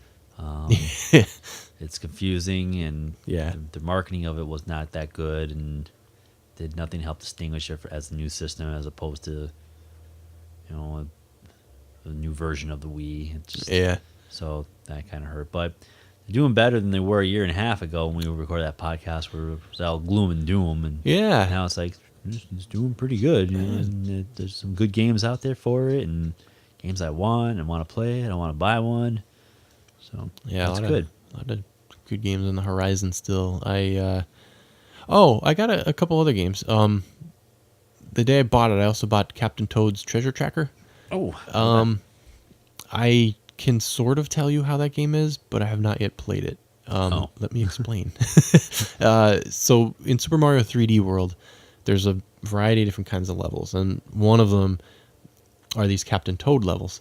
And when you go into them, you play as Captain Toad, and it's a cube with 5 stars on them, 5 or 6 stars on the cube, and you have to get Captain Toad to all of them within a certain time limit. Mm-hmm. And that involves actually spinning the camera around the cube or up above or below the cube so that you can see everything. Right. 'Cause Okay. you can't see it all at one glance, and you could walk down a little pathway, and then you got to flip it to see Okay, how to yeah. get up something. So it's, it's a puzzle in itself from a visual standpoint. They decided to actually expand that mini game kind of thing into an entire game, so I bought it. But I figured, let me get through Mario 3D World first, and then I'll jump into Captain Toad, which I'm hearing is a lot of fun. So I haven't played it yet, but I've kind of got a taste of it from 3D World. So I got that one. A couple people at work, interestingly enough, a couple friends at work. One of them has had a Wii U, I think, since it like came out, and like all she does is really play like Mario games and stuff. So she's like, "Oh yeah, do you have Mario Kart?" I'm like, "No." Like, no, I don't. I'm like, "Do you have Super Mario 3D World?" She goes, "I don't have that one yet." I'm like, "Oh," but she's got like new Super Mario Brothers U and stuff. But she was like, "Hey, I bought this game for my ex-boyfriend. He never played it, and I tried it, and I'm not good at it at all. Do you want it?" And I'm like, "Sure, what is it?" And it's Zombie U. So I got that. I haven't played it yet, but I do have that. So maybe it'll be a "What are you playing?" Yeah. coming up soon or something. But That's like a zombie zombie shooter, isn't it? yeah, it's a zombie shooter. I think it uses the gamepad in some kind of neat ways. So kind of be neat to try that out. I mentioned I had DuckTales, Wonderful 101. I'd like to try. It's like sort of a beat 'em up, but you draw on the gamepad to make yourself do different things, Wow. special abilities and stuff. It sounds cool. I had a hard time with it, and then I read later on that it had a hard learning curve. So Oh. I'll have to. And I also got Legend of Zelda: The Minish Cap. Oh. Never played that one, and it's I think the only one other than the Four Swords games that I've just never even added to my collection. So so I do want to play that someday. yeah, it was formerly the first in the series until Yeah. Skyward Sword came out. So I do want to try that one out. So I did get that one. I'll let you know how that goes. I thought Minish Cap was still ahead of Skyward Sword for some reason. No, it's now considered the second one timeline wise. Skyward Sword is the beginning. Yeah. Yeah, I was thinking of Ocarina. I was thinking of Ocarina, and then Minish Cap was before that, and then Skyward Sword was before. Yeah. Yeah. All right. Yeah, but more cool games. I'm probably not really getting anything new for a while. I'd like to get Donkey Kong Country Tropical Freeze at one point. It's not priority, but I like those games, so I'd like to try it out. Kind of interested in Hyrule Warriors. Yeah, me too. Looks kind of cool. At some point I might get it before. I need something, I think, to scratch the Zelda itch. Yeah. So I'll probably get that at some point. Yoshi's Woolly World is coming out. I'm looking forward to. Supposed to be new Star Fox this year. Ooh. I've never been a huge Star Fox fan, but I've always liked them, so I'd probably be interested in getting that. I really only played the first two, one for Super Nintendo Yeah. and N64, but both of them I really, really like, especially the Super Nintendo one. I was playing that a little bit a couple weeks ago, actually. So, just a good game. So, but Yeah. I haven't played any of the other ones after that, though. So I don't even know if there was one like, Star Fox Command or something, or Yeah. actually, it's not even like a flying game. I don't think. One of them was originally a game called like Dinosaur Adventures or something, and I don't know if that's the one. I don't think that's the one. There was like a Dinosaur Adventures game, and they decided to tack on Star Fox to it, so it became like a Star Fox Adventures game or something. But yeah, there is one where I don't think you're really flying much. I think you're on land. On the ground, yeah. Yeah. I played one on the DS. It might have even been called Star Fox DS, but that one was pretty good. I actually like that I one. want to get that 3DS Star Fox, like Star Fox 64 3DS. Yeah. Yeah, it's on my wish list. Any viewers or listeners out there want to, give me a present there. It's on the wish list. It's on the wish list. But there's a lot of cool games that are coming out or are already out that I, missed out on thus far. No. So I don't think this was a system that's going to sit idle for long periods of time without getting used. I think I think we Yeah. get a lot of use out of it. And maybe sort of shifting topics here, but I don't think that it's gonna be abandoned either for the NX. No, I don't think so either. No. I don't think that would be, this is starting to gain some steam. So why abandon it now? Yeah. Yeah, the NX is still that thing that everyone can speculate to the moon about, but we don't really know what it is. Only behind closed doors those execs didn't really know. Yeah. Wii U came out in 2012, and I really don't see it being replaced next year. If NX is going to be a successor, we'll see it next year, but we won't actually see it on shelves, I don't think, until 2017. So there's still some life in this thing, I think. Yeah. What do you think the NX is going to be like? Well, my thoughts have bounced around. I have no idea. No, I originally was thinking, like a lot of other people, that they were going to merge the, we'll just call it the living room console and the handheld into like one kind of thing. And I thought that might have been the case. I was like, yeah, you know what? Maybe it'll be, you buy something like a 3DS. But that'll be the console, the new console, and it'll be pretty beefy inside. And then it will be kind of like the reverse of the gamepad, where the gamepad would be the guts, and you'd send it to the TV. The gamepad would be smaller. And I thought that would be it. But then I thought about it. I'm like, I don't know if battery life would be good, and it seems too obvious. Mm-hmm. So I'm kind of wondering now if NX is, as Iwata said, is not a simple replacement for the 3DS or the Wii U. I'm thinking it might actually be a platform, like a operating system, I guess, for lack of a better word, software platform to build games on. And it'll have a specific set of hardware to go with it.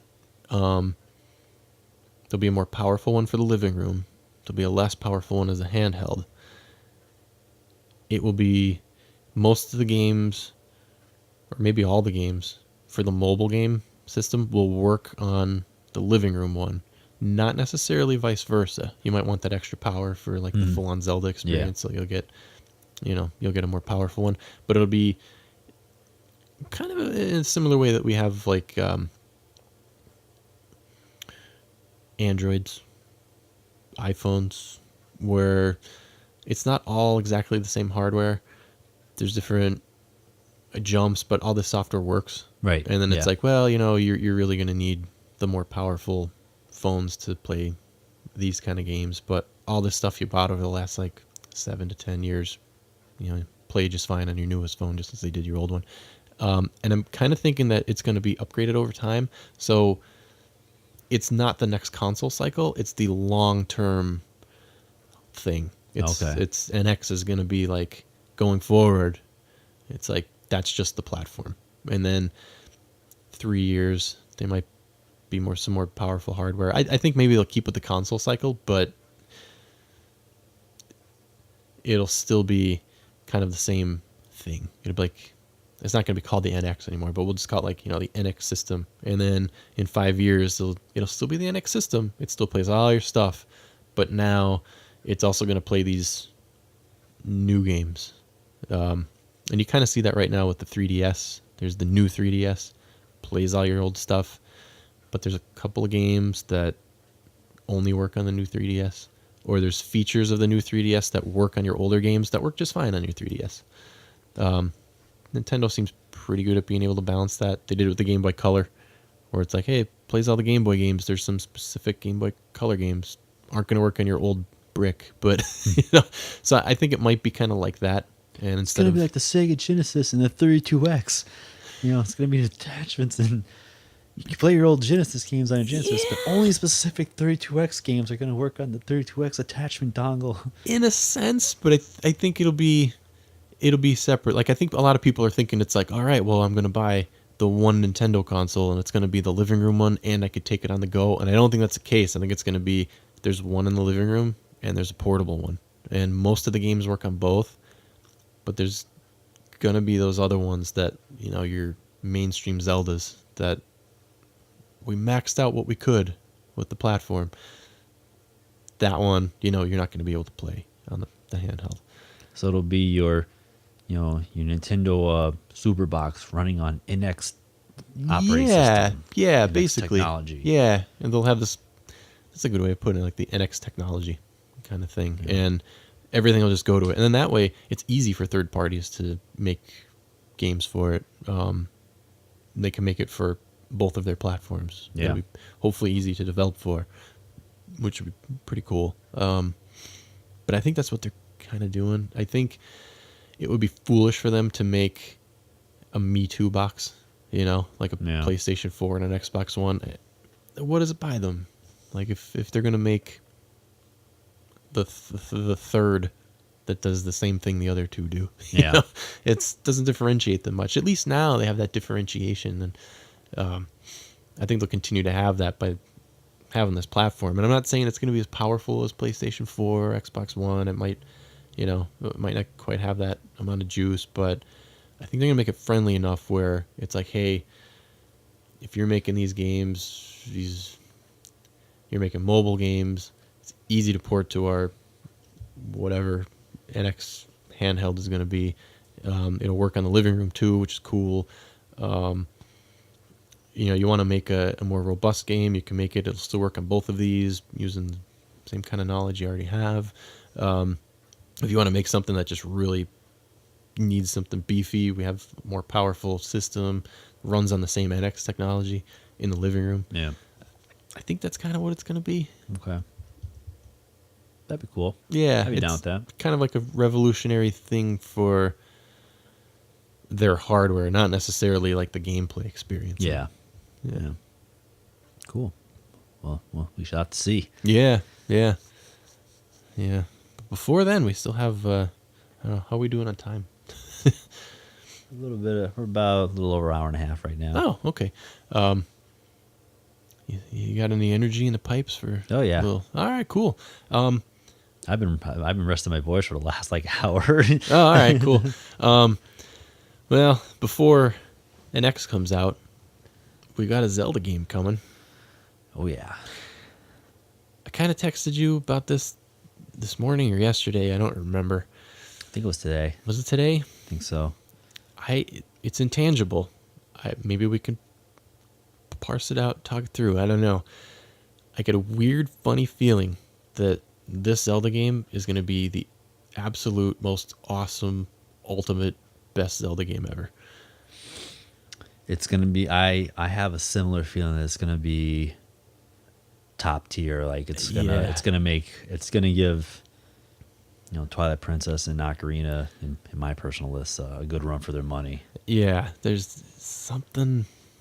I don't know. I mean, we've only seen a little bit of it and only heard a little bit about it, but just that little bit I saw and heard, I'm like, ooh, I kind of like what I'm seeing here, and I like what I'm hearing. Like, when Skyward Sword was first demoed and the trailer and everything, I got giddy about it just because at first, but then the more I watched it, I'm like, I started getting a little nervous. I'm like, I'm not really sure about this. I even have a video blog. I did a classic old school gaming, just kind of like an open dialogue, like just talk to the microphone or talk to the camera about. I had some cautious optimism, or I was a little bit reserved. I'm like, I'm not really sure. Like, it'll probably be good, but I have a. Maybe there's a twinge of a bad feeling, but I'm sure it'll be good. Nintendo knows what they're doing, and then it turned out I was actually kind of right. It was a good game, but it was only good, which for Zelda, being good is not good enough. Sure. I think, well, for me anyways, Zelda games, they should all be freaking amazing, and I just did not have a freaking amazing super experience with Skyward Sword, despite it being a very, very good game. But it didn't floor me the way Wind Waker floored me, the way Twilight Princess floored me, the way Ocarina of Time floored me, the way Link to the Past floored me, all the previous games floored me, and Skyward Sword is kind of like it's an upgrade on Twilight Princess. You know, it's a graphical and upgraded Twilight Princess, but it's really all kind of it is. Still a good game, just more to do, but bigger world. But it's nothing super special. But this one coming out, only seen just a little bit. I'm like, Yeah. I have a I have a good feeling about this one. Yeah. I can't quite put my finger on what it is. It's Yeah. Last time I had this feeling was for Twilight Princess. I remember Twilight Princess was coming out. I'm like, I think this one's going to be good. I think this one's going to be good.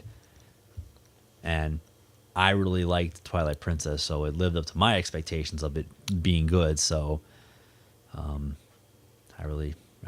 there's something about, and I wish we had more to talk about, but you only saw like that little demo where he gets chased by that Octorok looking thing, and then the one where he's riding the horse and looking at a mountain in the distance. But just the game looks great. You know, the artistic style looks great. It's a nice blend of cell shading and realism.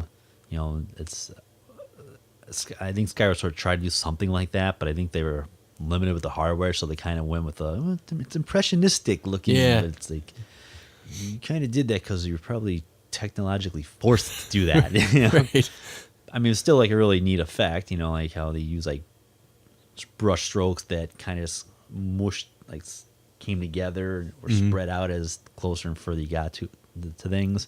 So it looked really neat, but again, I think they did that because they didn't have any alternatives.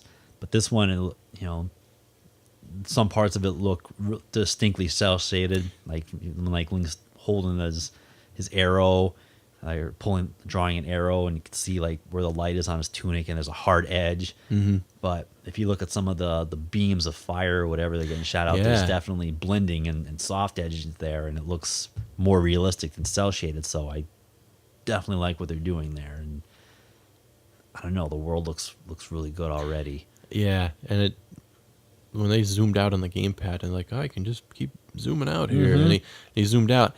I still don't think that it was anywhere near all of it. Like that didn't look like a complete world. That looked like it looked like a corner or something, because it would make no sense for the game to just have an edge.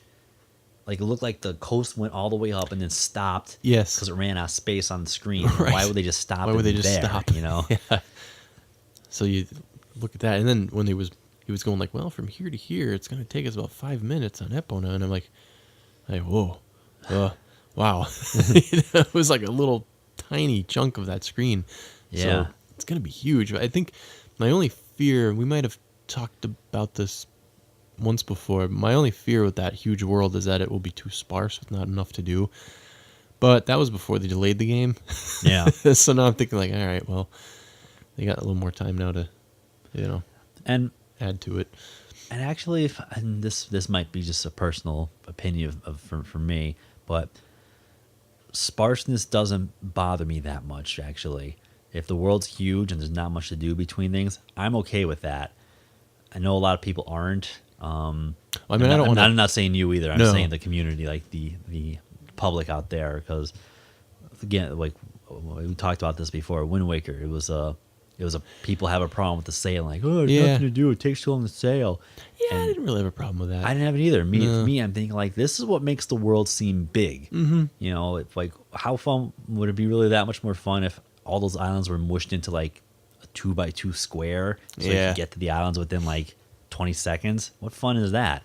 You know, or where's the sense of vastness? Like, there's something about sailing on that ocean, and when you're on an ocean, oceans are supposed to be big and vast. Right. So I had no problem with sailing, and I liked the sailing, and it made me feel like, wow, the island's really out there. It's like I don't even see it, and it shows up like on the horizon, like, oh, I'm almost there, I'm getting there, and wow, this is really far away from my home, and you know, I have to sail all the way out here to this island in the middle of this vast ocean, and who knows what it's that created a sense of mystery. So I'm totally okay with it being a sparse land if there's nothing to do between it, because there doesn't have to be that.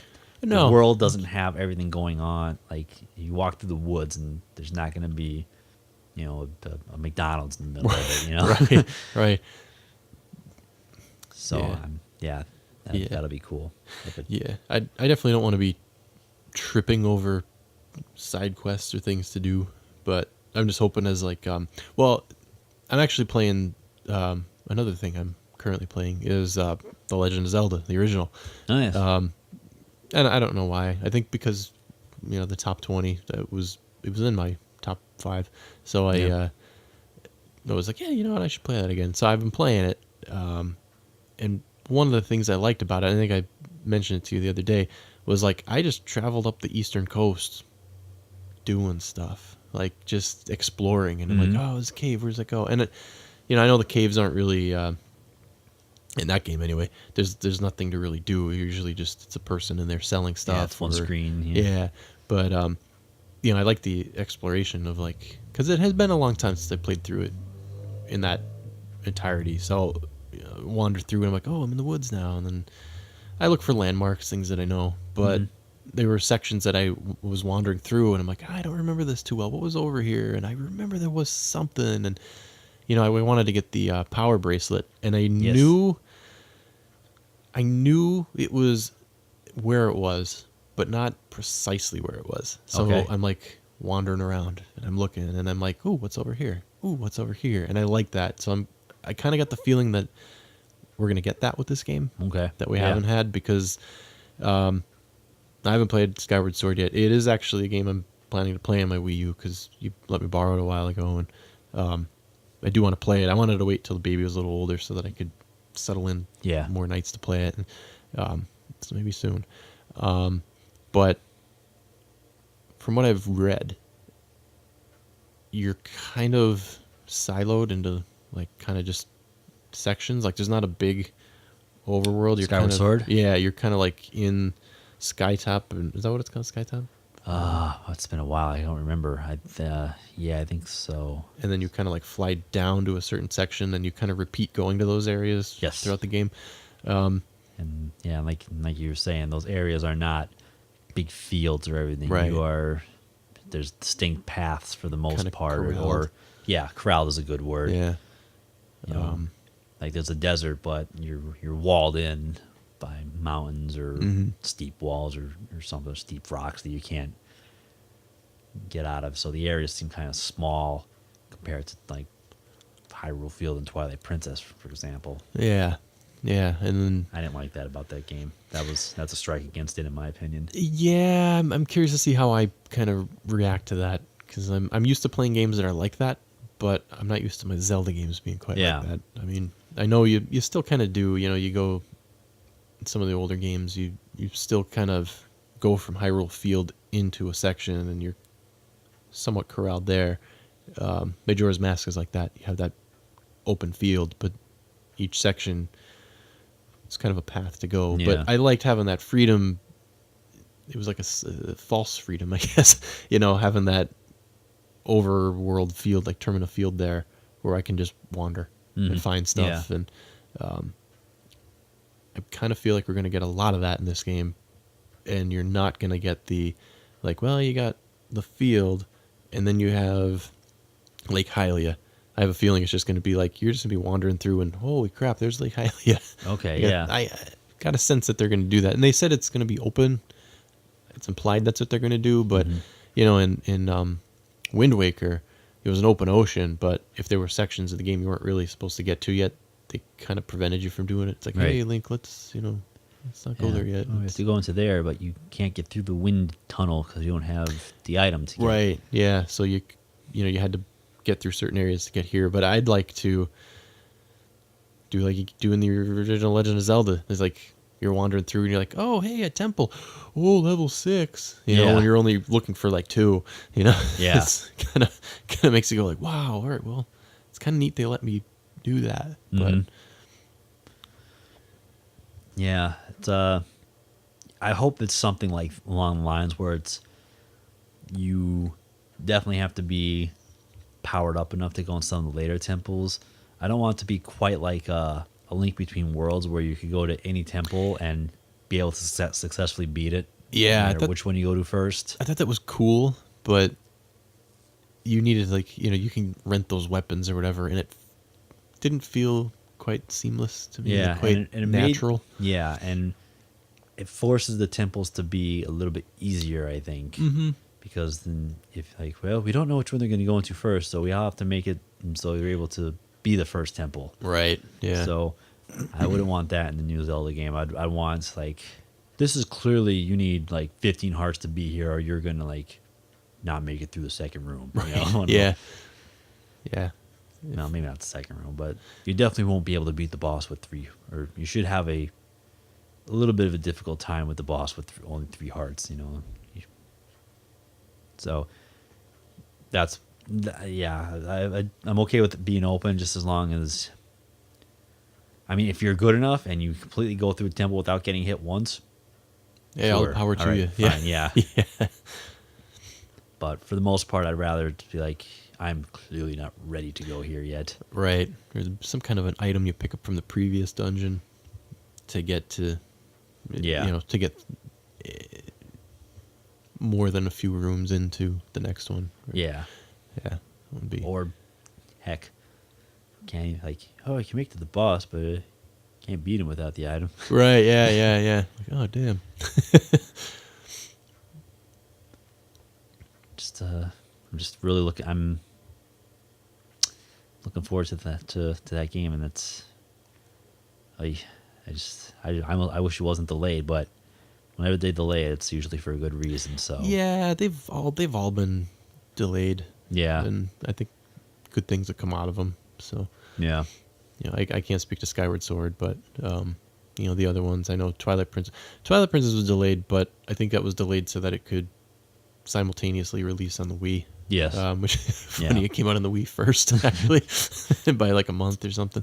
But that was delayed. Wind Waker was delayed. Ocarina was delayed. They were all delayed, and they all like ended up coming out great for it. There's some rumor that this one's being delayed so that it can be pushed to the NX, and I was concerned about that, and I'm like, I really don't think that's going to happen. Maybe they'll do like a port of it, but I'm like, it's got to come out on Wii U. Yeah. They can't tell 10 million people that, like, hey, I know you bought a Wii U, but we're moving on with this game we promised you. Yeah. Like, you can't do that. If you're worried about this Wii U, like, well, it didn't do so well. It's like, well, put out the Zelda, it'll definitely sell systems, and Yeah. it won't do as bad as you think it's doing, or whatever. If you're just gonna abandon it, then it's like, well, might as well tell people don't buy the Wii U. Right. So, but yeah, I'm very optimistic about this one. I'm not cautiously optimistic. I'm just optimistic. I have like you said, that funny feeling where I'm like, I just think it's gonna be good. I just have the sense it's gonna be good, just from the little bit I saw of it. Now it's not impossible. Here's a E3. We're gonna show you some new gameplay footage. It's like, what the hell did they do to it? Right, It's horrible. It's all steampunk now. Yeah, it's like, Zelda, Link has has now has 2 companions to tell him everything. Oh, God. Yeah. We'll just take care of this for you. No. I want the challenge. Why did you solve the puzzle? Fi, however you pronounce her name in Skyward Sword, was notoriously bad for telling you answers before you even get a chance to look at it. It's like, Master, in this room, I think if you could just do this, and this, the door will open. It's like, Really? yeah. It's like, Oh, man. let me at least look around and try and figure it out. If I get stuck, then I'll ask you. Oh, man. I mean, if you get stuck, you could actually ask her questions. Then she'll be like, would you like me to give you more details? Would you like to give me more details? So if you're like stuck, you could try and ask for like a subtle hint. But sometimes you don't even get that option. It's just like, here's what you do to solve this puzzle. Now just figure out the solution to the puzzle. Like, give me a chance to enjoy let me be stumped first. I would rather just like her pop out and say like, you need to do something to open the door. I'm like, okay, I can deal with that. Yeah. Like, I already knew that, but you didn't have to tell me. But There's something in this room you'll need to do to open that door. Like, okay. actually, I don't know if I'd want that, because that implies the solution's in that room. In that room, that's true. Yeah, and they're not always like that. I was just like, the door's locked. We need to open it. That's Yeah. That's as much of the hint as I want at first. If I get really stumped and it's like, dinner's in a half an hour and I really got to get through this door, give me a hint. Yeah, actually, that was a problem I ran into with Majora's Mask. Not that dinner was coming, but that I'm trying to get through a dungeon, a temple, and I'm like, okay, I've got 12 hours of game time to go, which is like not a lot of time. No. And it's like, okay, I don't know how close I am to the boss. I have the big key. That doesn't necessarily mean that I'm close. Yeah. I'm like, what? I really got to beat this guy soon. There was one boss. I think it was Goat, the guy in the Second temple? yeah, the Yeah. Snowhead Temple. It's that cool, like, He's like a bull. yeah, Isn't like a he? big bull. I think when I was just about to start fighting him, or like I was kind of getting a feel for what I needed to do to fight him, I got the clock that popped up in like 5 minutes remaining, and I'm like, oh crap! It's like at that point, like I'm like, I really need to figure out how to beat this guy. Then I got to beat him. Beat him fast, yeah. Beat him fast, and I did, but it's hectic because any other Zelda game, you're stuck in a temple or dungeon or whatever game you're playing, and it's like, okay, let's backtrack. Yeah, Let's just see. Let's sit and think about it for 10 minutes and let me look around the room. Right.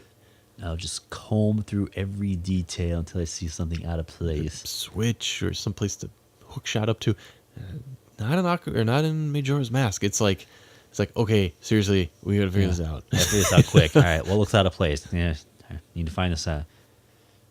It's like, oh crap! It's already been 30 seconds. This is way too much time I'm spending in this room. Yeah. You always have that pressure in that game of solving things fast. It's overhanging. That sword of Damocles, which is unique to that game, which actually makes it kind of cool. Where it's like hard enough just beating a temple and beating a boss, but doing it on a time limit, it's like, gotta finish it. Yeah. The fourth temple in that game, which again I won't spoil for you, but having worked really hard to get through the first three and like kind of being worried about time, I was like, okay, I'm gonna make sure I'm mentally prepared to do this one, because that fourth one, it's probably gonna be, but maybe I over prepared or something, because I found myself really flowing through that one and I had no issues. Did have problems with the boss. I never died in that game, not once. Oh, good. But I don't use potions, but I use fairies. Yeah. Like I collect as many as I can in bottles, and I keep them with me. And good Lord, I needed them. It was tough, and I think it was more of me trying to figure out what to do. Taking a lot of hits through trial and error, but I think I was hearing the beep beep beep beep, and there was like a heart left, and I'm like, man, I got to finish this boss off, and I'm like, I hope it dies soon. I don't think I ever died the first time I played through Ocarina. Yes, I did. I died once. Yeah, I died once. Died once in Ocarina of Time, and it was my fault, but for allowing somebody else to be in charge of watching my health. So ultimately, it was my fault. I asked my sister, like, we was fighting Ganondorf, and it was this first form where you have to hit the balls of energy back to him, and I'm like, let me know when I get down to like, I'm like, how many hearts does this energy blast take off? Because I got hit it. And she's like, takes off 3. I'm like, all right, well, let me know when I'm down to like 2 or 3 hearts. And I was like, down to like 3 hearts, and I got hit or something like that, and it killed me. I'm like, I thought you said it took off only like 2 or 3 hearts. Like, well, maybe it was 4. Like, God, I died because of that. My perfect game. And then I'm like, all right, well, I'm gonna go through Majora's Mask without dying. This is when I was playing it, back in 2000. In that swamp, you get in that boat. Yep. I fell in the swamp. Oh, and got wedged between the dock and the boat. Oh no. and the game would not let me out of it. There was no way I couldn't swim back out of like from away from the boat. I couldn't swim Yeah. forward. I couldn't climb on the boat. Couldn't climb on the dock. I was stuck, and I had no choice but to die in that poisonous swamp. I'm like, this game has a glitch in it where I can't get out of. That's bullcrap. Damn it, Ben. You know about Ben, right? Is he in the game? No. Oh my God. Do you not know about this? It's a fan made kind of like story slash alternate reality game sort of thing. It's This is. oh, I did not man. know about this. Oh, Now I man. feel I'm really opening myself up here for ridicule by not knowing this. no. This thing is cool. I stumbled upon it a long time ago and forgot about it, and then recently found it again. There's this story, and you gotta read it. Somebody put it together where they had said like they were in college, and somebody lended them their N64, and he was playing games, and he wanted to play Majora's Mask, and he went to he was driving around, and he saw a yard sale, and he's like, I just feel compelled to stop there, so he pulls in and he's looking, and there's an old man there selling stuff, and he's like, they had a box full of N64 games, and he goes, sure enough, there was a game, and it wasn't a gold cartridge at Majora's Mask, it was like a regular cartridge, and the label of the game was ripped off, and it just written on it was Majora, and there's a picture of it somewhere too, like Majora is written in like Sharpie, and it's kind of creepy the way it's written. And so like he buys the game, and there was some weird thing with the old man. So he pops the game into the N64, and the first save on it is Ben, and he's like, well, I felt bad. There was something with the old man, like he said like goodbye, but he didn't realize until after he started up the game that he was saying goodbye, Ben, or something like that. Okay. So he's like, I don't know who this Ben is, but he looks like he made it pretty far. I don't want to. Just out of respect, he goes, so I made a new game. And he starts playing the game, and then at like some point while he's playing it, somebody says like, instead of Link, he says like Ben. And he's like, I thought that was kind of strange. And then as he's playing through the game, like these weird glitches happen. And then it turns into like the story of how like the game was actually like kind of spreading outside, and it was affecting him. Oh, and like okay. he didn't go to like his classes, and he was stuck, and he's like, I don't ever want to play this game again. I'm never touching this game. And like the next update is like, I played the game, and like you get to a certain point, and like Link would just burst into flames or something, and like the happy mask salesman would be standing like in a place where he's not supposed to be, and it was like, it's creepy. It was one of those things where like I'm like, okay, no, it's fiction, but as I'm reading it, I'm like, man, that would be creepy if that actually happened. And yeah, it's kind of neat. But yeah, Ben is like the haunted spirit in the game. Oh, okay. It's kind of neat. Damn it, Ben. Yeah, Ben. Well, I'm almost at 2 hours now. Cool. Anything else you got? No, I think the only thing was, and I kind of alluded to it before, was that I think one of the things they're going to be working on in this new Zelda game is making the NPCs seem, more like Majora's Mask. Like maybe you'll care about them a little more. They'll have more personality or something, which I'd like to see. I'd like to see like a Me more too. lively Hyrule, because when you play Ocarina, for its time, that was pretty interactive. It was like, oh man, there's people in the towns and this and that, and there's different stuff you got to do. Now you play newer games, and not Zelda's, but newer games, and there's this like fleshed out, living, breathing world, and I don't necessarily want Hyrule to be all that, where it's like Hyrule Castle Town has 2,000 individual characters. Like I don't want that, but it'd be cool to have, instead of just walking in and there's like a salesman, like if there's a little more depth to him. Like there was a Majora's Mask, like the people in the bomb shop. Yeah, there's like a mother-son kind of operation there, and the mother gets robbed, you gotta help her, and like there's interaction between her and her son, like so I thought that was all cool stuff, and it'd be neat if there was more of that. So I'd like to see them kind of make it seem more alive. Yes, yeah, like Majora's Mask. Good word. Yeah. Because Termina to me feels very real. As strange as that sounds. It's, for a 15-year-old game, essentially, it's got a real feeling to it that no other Zelda game really has had for me.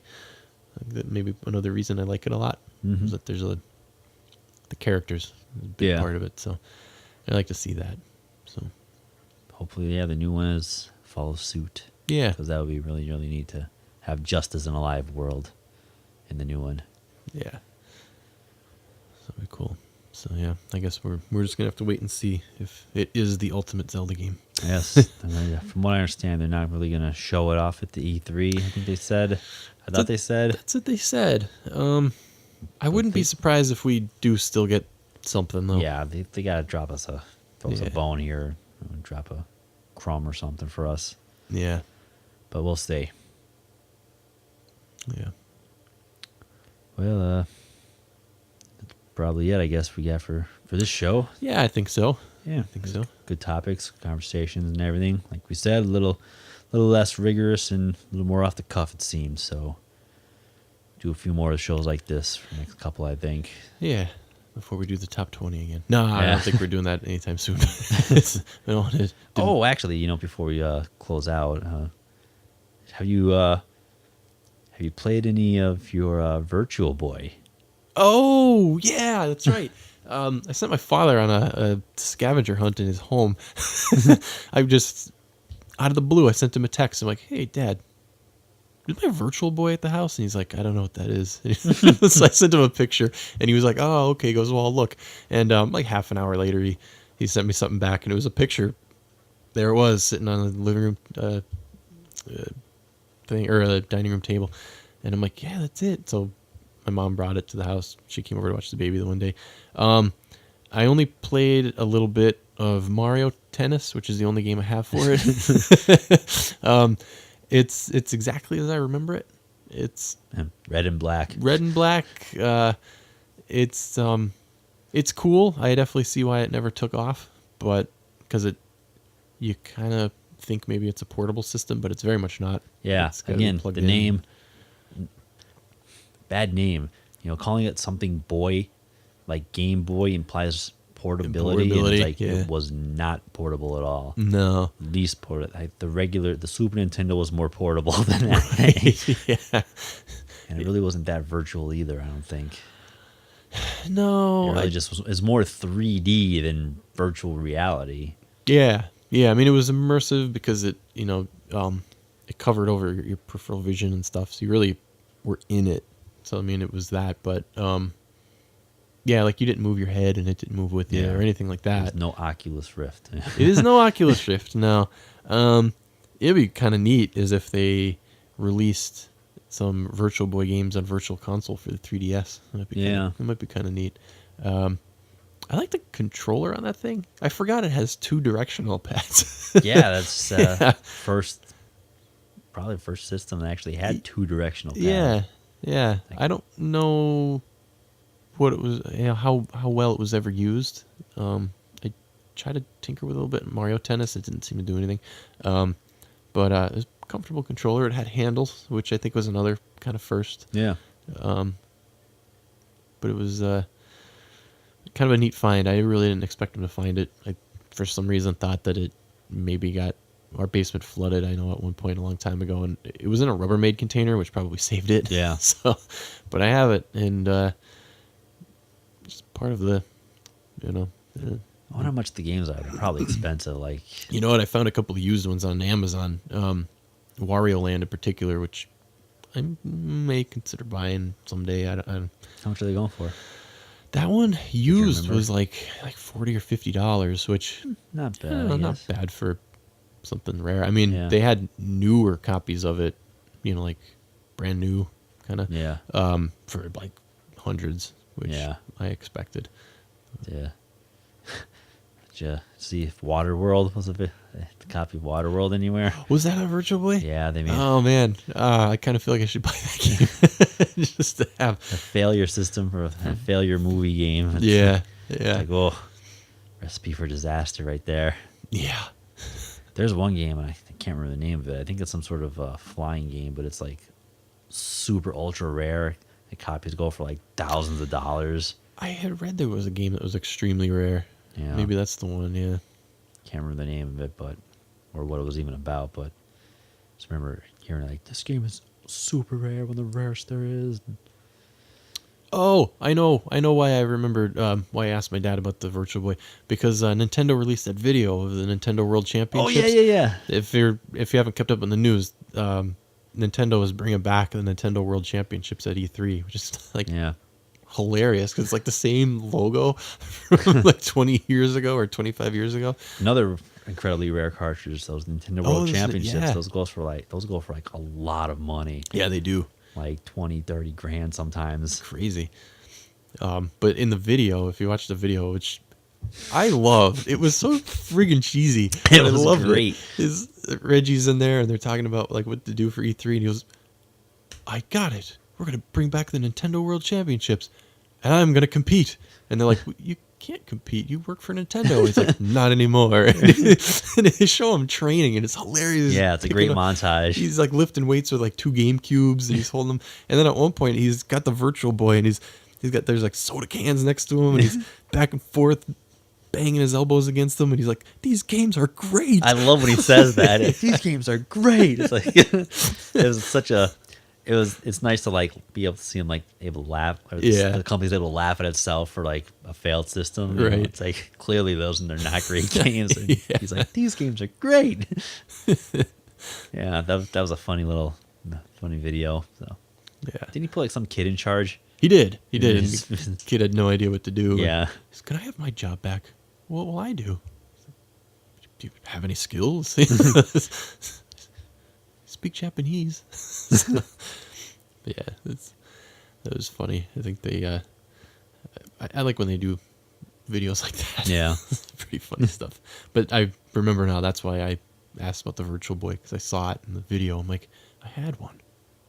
Yeah, you did. Like maybe I still have one. I think I played it once up your house. Oh, really? Yeah. Yeah, it didn't get much use at my house. It just That's an awkward system. it's just I an mean. awkward. Yeah, I used to keep it on my desk and I'd play it every now and again, and then I just I think it almost would have did better if instead of like a stand, it had like a head strap. Like Yeah. a strap that went over the top of your head and then wrapped around the sides of your head and held on that way rather than pushing your face up against a wire stand that probably slides. it's not the most comfortable. Yeah, and that if I recall, isn't it like a set height?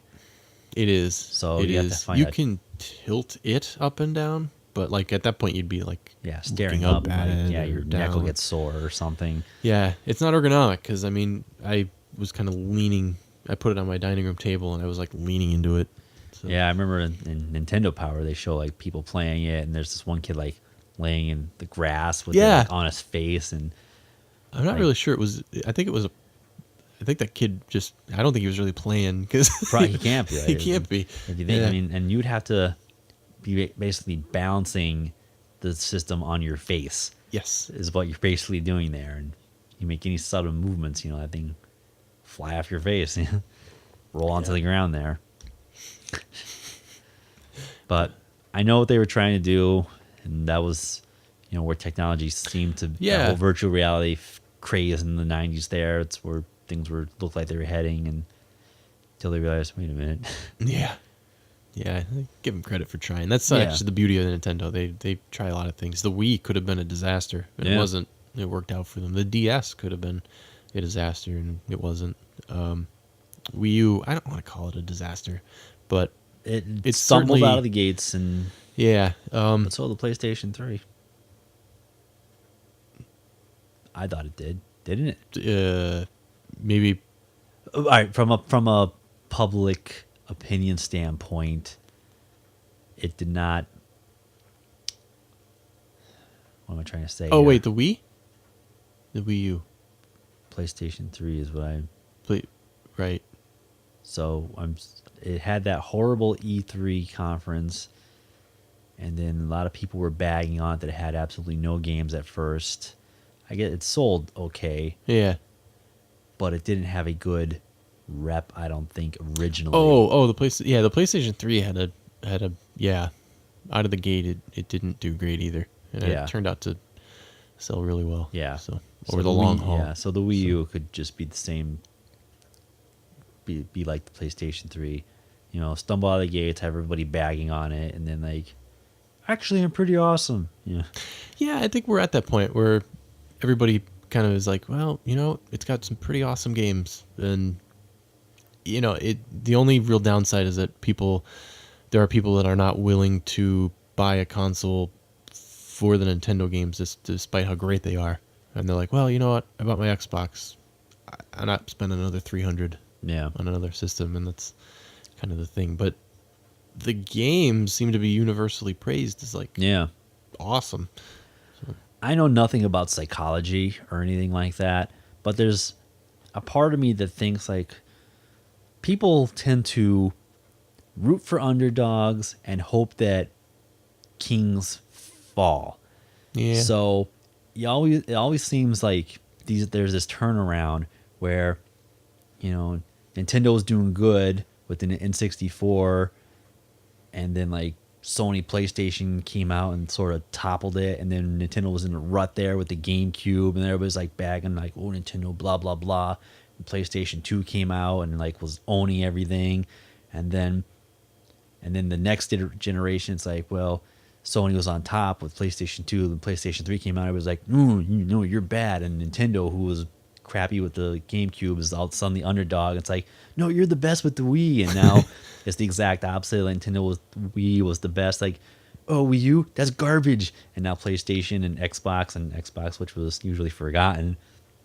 Those two are on top, and now people it seems like, well, the Wii U, you're the underdog, and we start cheering for you again. And so, I don't know. There probably is absolutely no psychological grounds or basis or anything. It's just pure high vantage point speculation of people liking underdogs and not liking people that are successful. I think you're on something, and I also think that it's also true in the reverse, because there's no doubt PlayStation 2 was a great success, and 1 and 2 were great successes. And then when 3 was coming out, like Sony was kind of like, well, it is really expensive. You're going to have to earn it. Like, that was like, they actually said that. Yeah. Like, it was a thing.